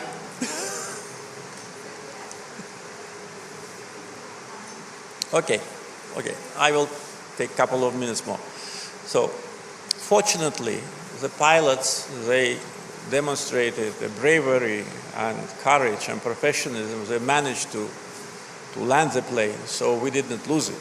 And as soon as we sent a team to Aktau to look what happened, they immediately reported and filmed that the plane fuselage was full of holes. There have been 2 persons inside the plane who was injured by shrapnel. So the idea that it was Ukrainian drone which possibly hit the plane is absolutely ridiculous. There have been 2 attacks on the plane. So can you imagine, Ukrainian drone is coming, targeting Azerbaijani plane, hits it, then falls down, and then once again. So this is the story for the kindergarten. We know what happened. Plus, the airspace of Russia was not shut down. Airspace was shut down several minutes after the plane was hit. And this also is a responsibility of those who did not announce this cover operation which closes. So all that is clear as today's sky. But for 7 months we have no answer. Our general prosecutor regularly sends a letter to the head of Russian investigation committee, but all the letters are answered that investigation continues. So we will wait when investigation ends, but I think that it is counterproductive to behave like that. It will not lead that we forget it. We will not forget it. We are now preparing, and we informed the Russian side that we are preparing the portfolio to apply to international judicial system with respect to that. We know that it may take time. Malaysia and Boeing, it took more than 10 years. So we will wait for 10 years, but the justice must be achieved. And unfortunately, this situation which now is in the air is not helpful for bilateral relations between Russia and Azerbaijan. Thank you, Naila. Mr. President, we've been talking now for nearly 2 hours. I mean, really? It's flown by. Yeah. Are you okay to maybe give us a further 30 Yes, minutes? if audience is not tired, because I know you fly today. You are all like another further 30 minutes? We've got a few questions we can get through still. Sure. Yeah? Great. If they don't mind. Not at all. It's wonderful to have you here. Thank you. We're going to take full advantage of this time. I'd like to now give the floor to Mr. Bilgehan Öztürk, who's the Strategic Communications and International Relations Manager at Anadolu Agency. Mr. President, thank you very much for this opportunity. It's a very different feeling to be here in the middle of Xankəndi. I know that it has been more than 30 years of occupation and dream. And I would say it is not only for Azerbaijanis, it was a dream of generations for Turks as well in Turkey. And I know that the road to peace is just as rocky and challenging. You just mentioned some setbacks, like Armenian side not reciprocating to offer to initial the communique. Despite the setbacks, can you say that we are getting closer to a peace agreement? Can we be optimistic? Thank you very much. Yes, I already said that I think we are close. But most important is that the draft of peace agreement has been agreed. And by the way, coming back to the beginning of the process, I would like to say that it was Azerbaijan, the country which initiated this process. When the Second Karabakh War ended, and at that time still this Minsk group Troika was trying to come and go, and they came, and I saw that they themselves do not know what to do. And they asked me, and I said that probably now we need to work on peace agreement with Armenia. At that time, there was a vacuum. The war ended, and then what? It cannot be like that. There should be a process. Then we drafted the peace agreement and sent it to Armenia. And there have been several comments. And for more than 2 years, there have been no progress for one, or mainly for one reason, because Armenian side wanted to incorporate into peace agreement the issue of so-called Nagorno-Karabakh. And we told them, look, first, Nagorno-Karabakh do not exist. It exists only in your dreams. Second, this is part of Azerbaijan, and we cannot integrate into peace agreement with other country our domestic agenda. So that was why for more than 2 years, negotiations did not lead to any progress. Only when we took back the territories in September 2023, I mean completely, only then Armenia agreed to not to insist on that, because it was already obvious that it doesn't exist. What are you going to insist on? So basically, real negotiations started in January 2024. And based on our draft, the text was agreed. But there have been 2 or maybe more paragraphs which Armenian side did not want to agree, but they agreed as soon as President Trump won.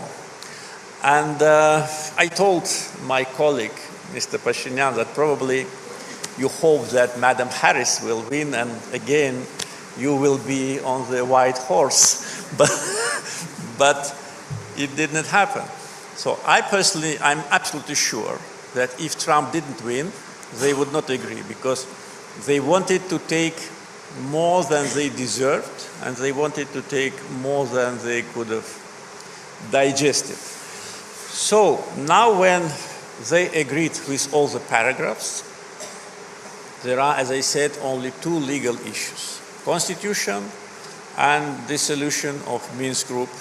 As soon as it happens, it can be signed. Yes, it can be initialed before, and that was one of the ideas which Azerbaijani side introduced in Abu Dhabi, that initialing, as you know, doesn't mean signature. It just means that one thing is that you verbally say we agreed, another thing is that you put your initial under every page and say it is done. So we are really very close. I personally think that the process is irreversible. I don't see any chance for kind of a replay, because we are not going to, renegotiate. But if Armenia decides one day to renegotiate, that will mean that they don't want peace. They want territories which belong to us. So I think that we are just on the right track. They just need to do their homework. As soon as it is done, it will be signed. And that will be, of course, a big change for the whole region, what we already discussed with respect to future of Southern Caucasus as a safe and stable place.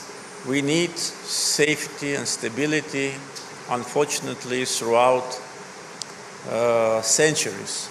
Caucasus was an area of bloodshed, conflicts, wars, occupations, and people of Caucasus suffered a lot. So it's enough. Now we need to live in peace. Thank you. Do we have Mr. José Martin Jean-Pierre, Secretary of the International Decolonization Front, Chairman of the Guadeloupe International Reparations Movement. That was a mouthful. Our friends also here.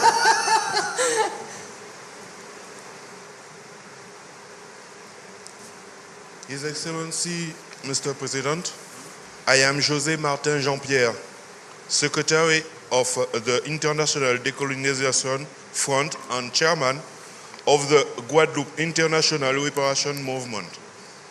Last year, that at Shuma Global Media Forum, you addressed the Azerbaijan's role in the fight against neocolonialism and made reference to those countries who still suffer from colonial oppression. Indeed, the Azerbaijans, especially the Baku Initiative Group role, what was crucial not only for raising awareness of the international community on the matter, but also for contributing to the consolidation of those who struggles against colonial operations according to the international law. In light of the new agreement dated on July 12 between New Caledonia and France, on considering that the fight against colonialism still continue in the other overseas territories, also seeking justice and freedom, we will greatly appreciate hearing your views on this development.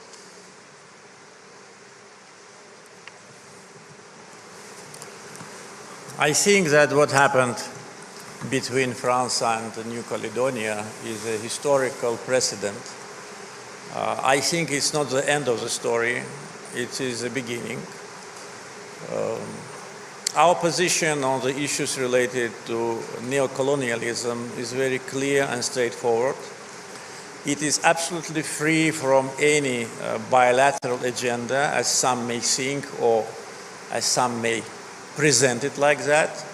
As the chair of non-aligned movement from the very first year of our chairmanship, we were advocating for decolonization and for independence of colonial areas and for justice and for implementation of decisions of international organizations. So that was our duty as a chair of non-aligned movement. At the same time, that was our position as a country. Because today, in the 21st century, one country cannot keep another people under colonial rule. This is absolutely beyond any normal human behavior. It contradicts the fundamental rights of people. It contradicts freedom of people. The main values of European continent are actually brutally suppressed by these colonial ambitions. So Baku Initiative Group is an international NGO. It has nothing to do with Azerbaijani government, as some in European capitals may think or present. But this group really, within a short period of time, managed to create an agenda based on the needs of the people from Guadeloupe, from New Caledonia, from Martinique, from Saint Martin, from other colonial areas. This is their group. This is not a group which has its own agenda. We just want to help Azerbaijani and international actors, those who are involved in this process. They just want to help people to become free, to become the owners of their own destiny. They have a right to do it. So I think that what happened between France and New Caledonia is beginning, is a precedent. I think that this could have been done without those tragic events in New Caledonia when French authorities killed more than 10 people. It reminds me what we were discussing about Armenia, Azerbaijan. If Armenian leadership recognized Karabakh as part of Azerbaijan in 2019, there would have been no war between us. Better late than never, but it is also clear that if people of New Caledonia did not demonstrate their strong political will, their courage, their bravery, readiness to die for freedom, most probably this agreement would have never been signed. So you have to fight. You have to fight to restore your territories, territorial integrity. You have to fight for your freedom. You have to fight for your liberation. This is how the world functions. And I hope that this first step will continue, and all the territories which are today under French colonial rule will have the same kind of interstate relations with France like New Caledonia is now achieving. Thank you. We're going to cross now over to Ms. Zafora Mobain, who is Head of Communication and Advocacy for the Office of the CEO of the African Union Development Agency.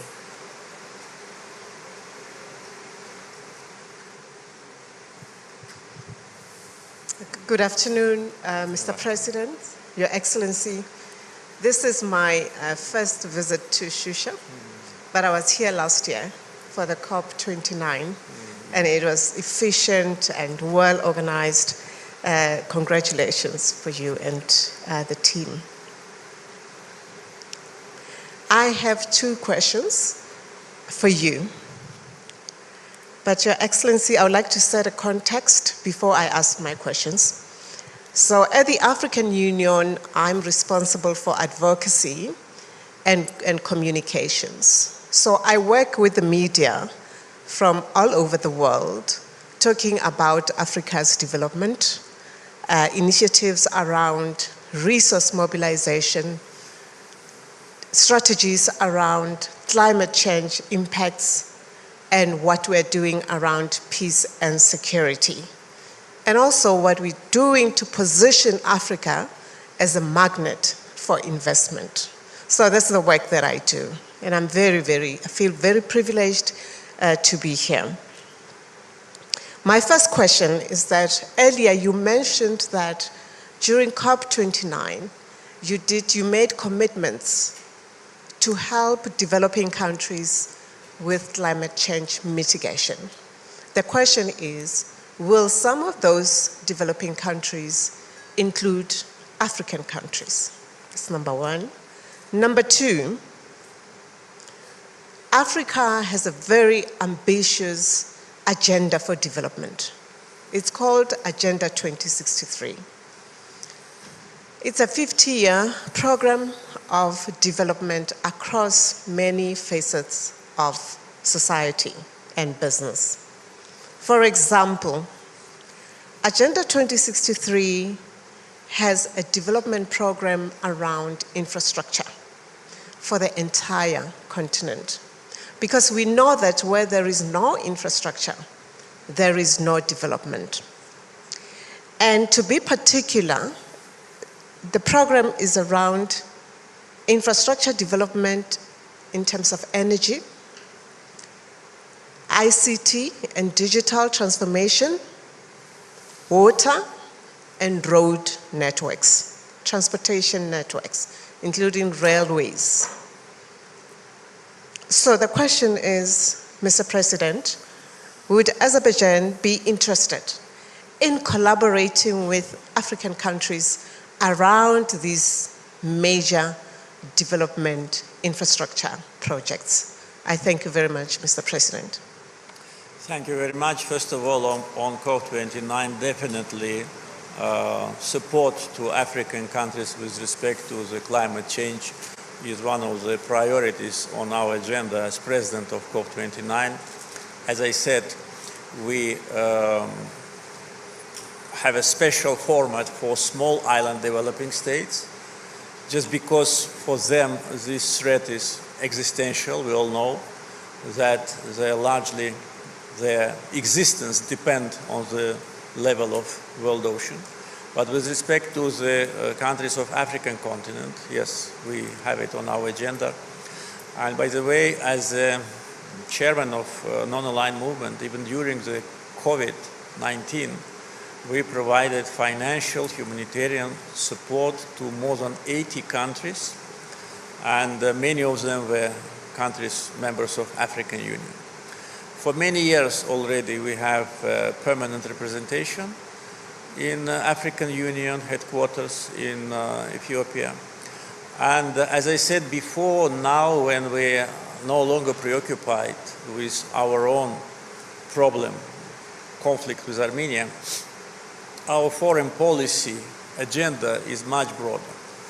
And I received several heads of states on official visits here from Africa. And we already sent high-level delegations there, where with some countries we are now actively working on potential cooperation in energy field. We are working with some countries on some loan arrangement, very low interest loan to some African countries. I don't want to go into specific details, but really it is on our agenda, and we want to be more active, and we can do together many things, because we have investments to invest outside. We are looking for areas where to invest. Our investment portfolio, already what has been done is more than $20 billion US. I mean investment outside of Azerbaijan.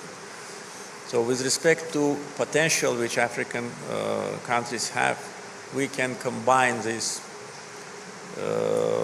create a synergy. And by the way, in my personal contacts during official visits and during my meetings with the leaders of African countries at COP29, I asked them to give us a list of priorities, even better, concrete projects where they want to see Azerbaijani companies, whether private or state, as investors. So we're actively working on that, and thank you for being with us today. Thank you. We're going to cross over now to Mr. Pavel Novotny, who is head of Foreign Department for HOS. This is where I'm going to get tongue-tied again here. Hospodářské noviny, who is the newspaper in Slovakia.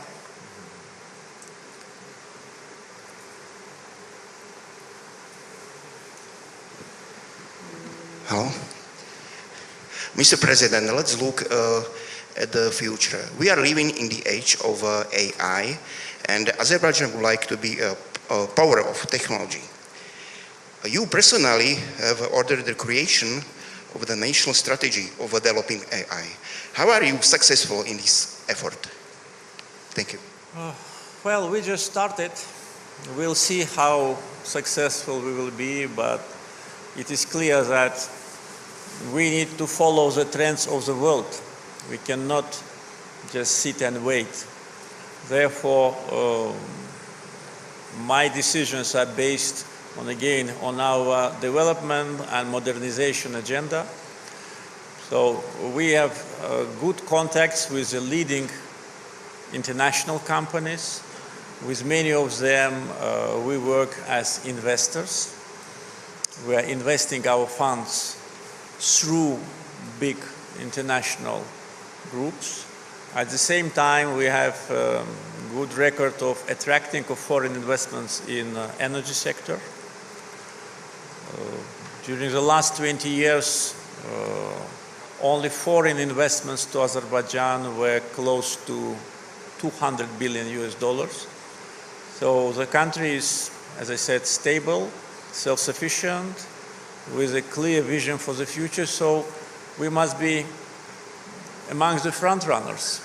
So again, it's difficult to say how successful we will be. It's difficult for me to say what will happen with AI, because you know that there is a strong opposition and growing opposition from different segments of different societies. So it's still in the process of gaining grounds. So we will see. For me now, probably it will be very improper to say that we will achieve that and this. No, we only report when we already achieve something. Hopefully next year, if you come to Shusha Forum, we will have something already to share with you.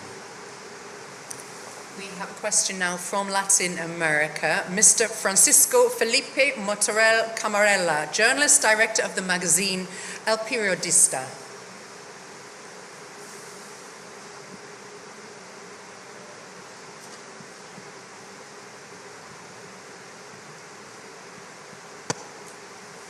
Good afternoon, Mr. President. Buenas tardes. I ask my question in Spanish. Mr. President, gracias por la invitación. In the Spanish, first, yes. It's okay. Gracias por la invitación y la hospitalidad del pueblo azerbaiyano. Para mí es un honor estar acá en esta zona recuperada y vengo de un país muy lejano, 15.000 kilómetros de distancia desde este lugar. En este momento mis parientes y mis familiares recién se están despertando. Tuve que cruzar mares, tierras y usos horarios para llegar acá. Creo ser el único periodista además de América Latina. Y justamente porque usted envió un representante especial hace unas semanas a Chile y también a América Latina, entiendo que a Argentina, Brasil, etc. Quería preguntarle cómo ve o cómo proyecta una relación con nuestra región, cómo potenciarla y de qué manera las culturas, las economías entre nuestras regiones pueden encontrar algún tipo de alianza. Muchas gracias, presidente.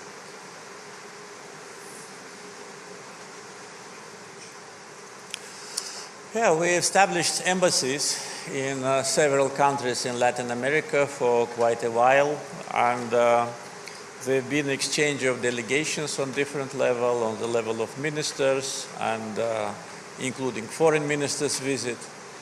So I would not say that the relations are at the level that we want to see, but as already I said many times, now when we have more time for international affairs, we will definitely have it on our agenda. We've been in the process of discussions with some companies with respect to agricultural development in Azerbaijan. Some projects have already been completed. But of course, it's a very big continent and very developed economies in many countries in Latin America. I think we can find a lot of common grounds on business, on trade, potential investments, and also cultural dimension also.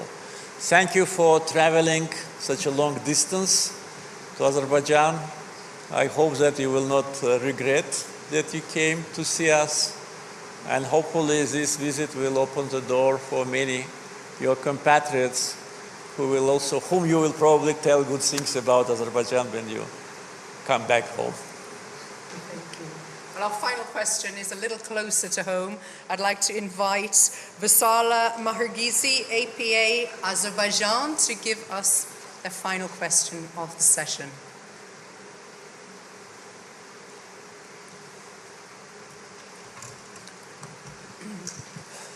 Cənab Prezident, biz birinci Şuşa Qlobal Forumunda Şuşadaydıq və Qlobal Forumdan sonra getmişdik Şuşadan Xankəndiyə baxmışdıq. Amma indi biz Xankəndindəyik, siz də buradasınız və mən Qarabağa böyük qaydışdan sual vermək istəyirəm. Artıq 50 minə qədər insanımız Qarabağdadır və biz gələndə də birinci dəfə mən xatırlayıram Şuşaya gəlişimizdə 9 saata gəlmişdik. Amma indi cəmi 4 saata Şuşada olduq maşınla və yollar salınır. Kəndlərin hamısında bir məscidləri görürdük, minarələri görürdük, məktəbləri görürdük. Proses necə gedir və böyük qaydışla bağlı. Bu birinci sualım. İcazənizlə ikinci sualı Azərbaycan mətbuatı ilə bağlı vermək istəyirəm. Çünki bizim bayramımızdır bir neçə gün sonra 150 illik Azərbaycan mətbuatının və mətbuatımızın gələcək planlar mətbuatımızla bağlı. Sizin fikirlərinizi bilmək bizim üçün maraqlıdır. Xüsusilə o dövrdə ki, hazırda sosial media var və süni intellekt, bayaq siz də danışdınız. Sosial media hazırki dövrdə və bizim əsas mövzularımızdan biri dezinformasiya Azərbaycanın ən çox əziyyət çəkdiyi məsələlərdən biri. Bununla bağlı fikirlərinizi eşitmək istəyərdim və bir də mənim özüm üçün maraqlıdır. Süni intellektdən özünüz istifadə edirsinizmi? Təşəkkür edirəm. Sağ olun. Yox, mən özüm istifadə eləmirəm. Amma ailə üzvlərim var ki, ondan istifadə edirlər. Mənə də bəzən bu barədə məlumat verirlər. Amma yəqin ki, nə vaxtsa mən də istifadə edəcəm, çünki süni intellektin yayılması o qədər sürətlə gedir ki, istifadəçilərin sayı çox olacaq. Əsas odur ki, süni intellekt bizim öz bildiyimiz kriteriyalardan, meyarlardan uzaqlaşdırmasın. Sizi və həmkarlarınızı yubiley münasibəti ilə təbrik edirəm. Azərbaycan mediasının inkişafı məni çox sevindirir. Mən çox şadam ki, bugün bizim mediamız nəinki ölkə daxilində, hətta beynəlxalq müstəvidə çox böyük nüfuz qazanıb və bunu mən tam səmiyyətlə deyirəm, sizə xoş söz demək üçün yox. Bugün Azərbaycan mediası dövlət maraqlarını qorumağa qadirdir. Azərbaycana qarşı olan əsassız ittihamları argumentlərlə, ciddi təhlillə, faktlar əsasında ifşa etməkdə də böyük uğurlar əldə edib. Bizim mediamız nəinki dövlət maraqlarını müdafiə edir, eyni zamanda lazım gəldikdə hücuma da keçir. Bu da lazımdır. İdmanda bəzən deyirlər ki, ən yaxşı müdafiə hücumdur. Mən şərh vermək istəmirəm bu tezisə, amma fakt odur ki, bugün Azərbaycan mediasını bir çox ölkələrdə oxuyurlar, müxtəlif səviyyələrdə, mediada gedən yazıları, məqalələri təhlil edirlər. O məqalələrin nə dərəcədə Azərbaycanın rəsmi mövqeyinə uyğun olub-olmaması ilə bağlı da fərziyyələr irəli sürülür. Və bu deməyə əsas verir ki, mediamız doğrudan böyük inkişaf yolu keçib. Media deyəndə mən ilk növbədə jurnalistləri nəzərdə tuturam. Çünki medianı nüfuzlu edən məhz əməkdaşlardır, sizin kimi insanlardır, sizin həmkarlarınızdır. Mən sözün əsl mənasında sevinirəm və sizə yeni uğurlar arzulayıram. Azərbaycan bugün elə bir mərhələdədir ki, hələ də özünü müdafiə etmək üçün ehtiyacı var. Və bugün Avropadan olan həmkarınız da artıq bu sual verəndə də onu qeyd elədi. Siz Qərbin ictimai fikrinə, ictimai rəyinə necə təsir edə bilərsiniz? Məncə, media ən yaxşı vasitədir.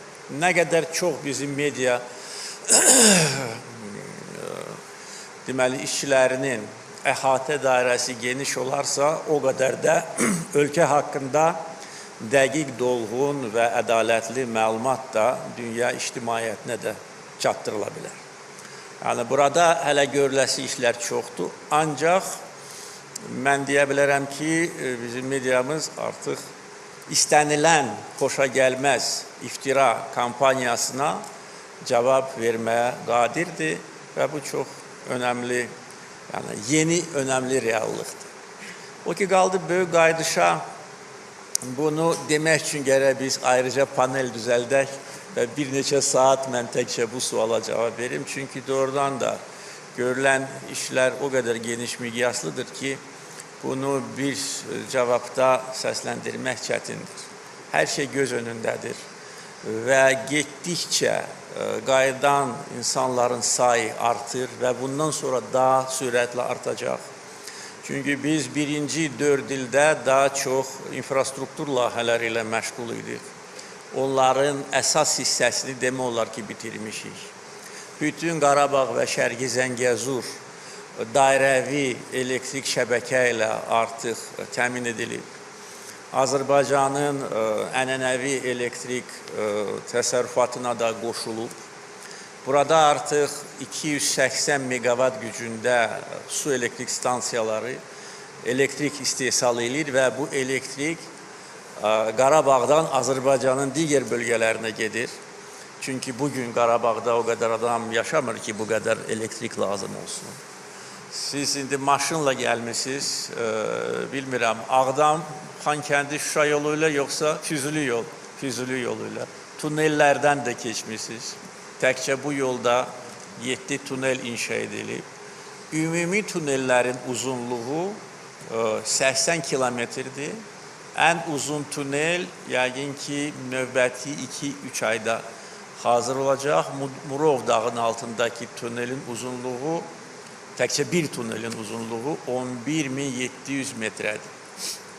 Yəni bu dünya miqyasında ən uzun tunellərdən biridir. Dəmir yolu çəkilib, indi Ağdama rahat qatarla getmək mümkün olacaq. Ağdam-Xankəndi dəmir yolunun təməlini mən bu yaxınlarda qoymuşam. Xankəndi-Şuşa kanat yolunun da tikintisi yəqin ki yaxın zamanlarda başlayacaq və həm çox mənzərəli bir vasitə olacaq, eyni zamanda bunun funksional tərəfi də çox önəmlidir. Yəni, hər yerdə inşaat, quruculuq işləri, xəstəxanalar, evlər, yaşayış binaları. Qeyd etdiyim kimi, biz infrastruktur layihələrinin əksəriyyətini başa çatdırandan sonra daha böyük vəsait yaşayış evlərinə istiqamətləndiriləcək. Dünən Xocalı rayonunun 2 kəndinə insanlar qayıdıb, artıq keçmiş köçkünlərin yaşadıqları yaşayış məntəqələrinin sayı 18-ə çatıb. Xankəndidə Qarabağ Universitetində 1500 tələbə oxuyur, 300 müəllim onlara dərs deyir. Yəni, bütün bunlar, bilirsiniz necə deyim, bir möcüzə kimi bizə gəlir. O cümlədən mənə, halbuki yəni sir deyil ki, bütün bu qərarların verilməsində mənim iştirakım olub, amma bugün qısa müddət ərzində bu qədər böyük işin görülməsi bir də göstərir ki, nə qədər bizim istedadlı xalqımız var. Və buraya səfər edən xarici nümayəndələr mənə çatan məlumata görə o cümlədən deyirlər ki, söhbət təkcə pulda deyil. Bu pul məsələsi deyildir. Nə qədər pulun olsun, əgər insan kapitalı yoxdursa, əgər ürəklə insanlar işləmirlərsə, heç bir işi görmək mümkündür. Və bir xüsusi əlaməti də diqqətinizə çatdırım, yəqin ki, siz də bunu yaxşı bilirsiniz. Burada işləyənlərin hamısı çox böyük həvəslə işləyir. Yəni, təbii ki, burada şirkətlər işləyir, dövlət qurumları, amma burada işləmək xüsusi zövq verir insanlara. O qədər biz bu torpaqlar üçün darıxmışıq, o qədər bu torpaqların həsrətində olmuşuq ki, indi qayıtmışıq və necə deyərlər, doya bilmirik bu torpaqlarımızdan. Ona görə böyük qayıdış proqramı artıq reallaşıb. Təbii ki, bunun mərhələləri olacaq və aydan aya, ildən ilə qayıdan vətəndaşların sayı çoxalacaq. Qarabağ, Şərqi Zəngəzur dirçələcək və böyük qayıdışın əvvəlində mən demişdim ki, biz bu bölgəni cənnətə çevirəcəyik. Artıq cənnətin kiçik bir parçasını burada öz gözlərimizlə görürük. Sağ olun.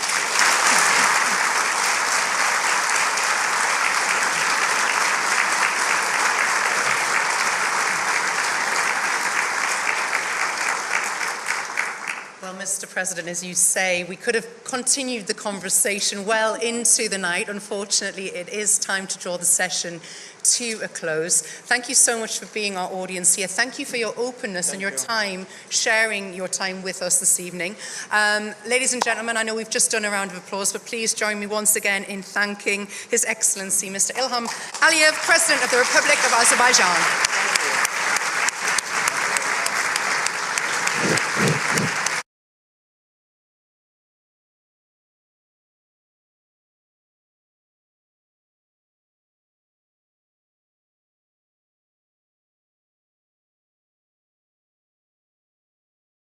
Hospodářské noviny, who is the newspaper in Slovakia.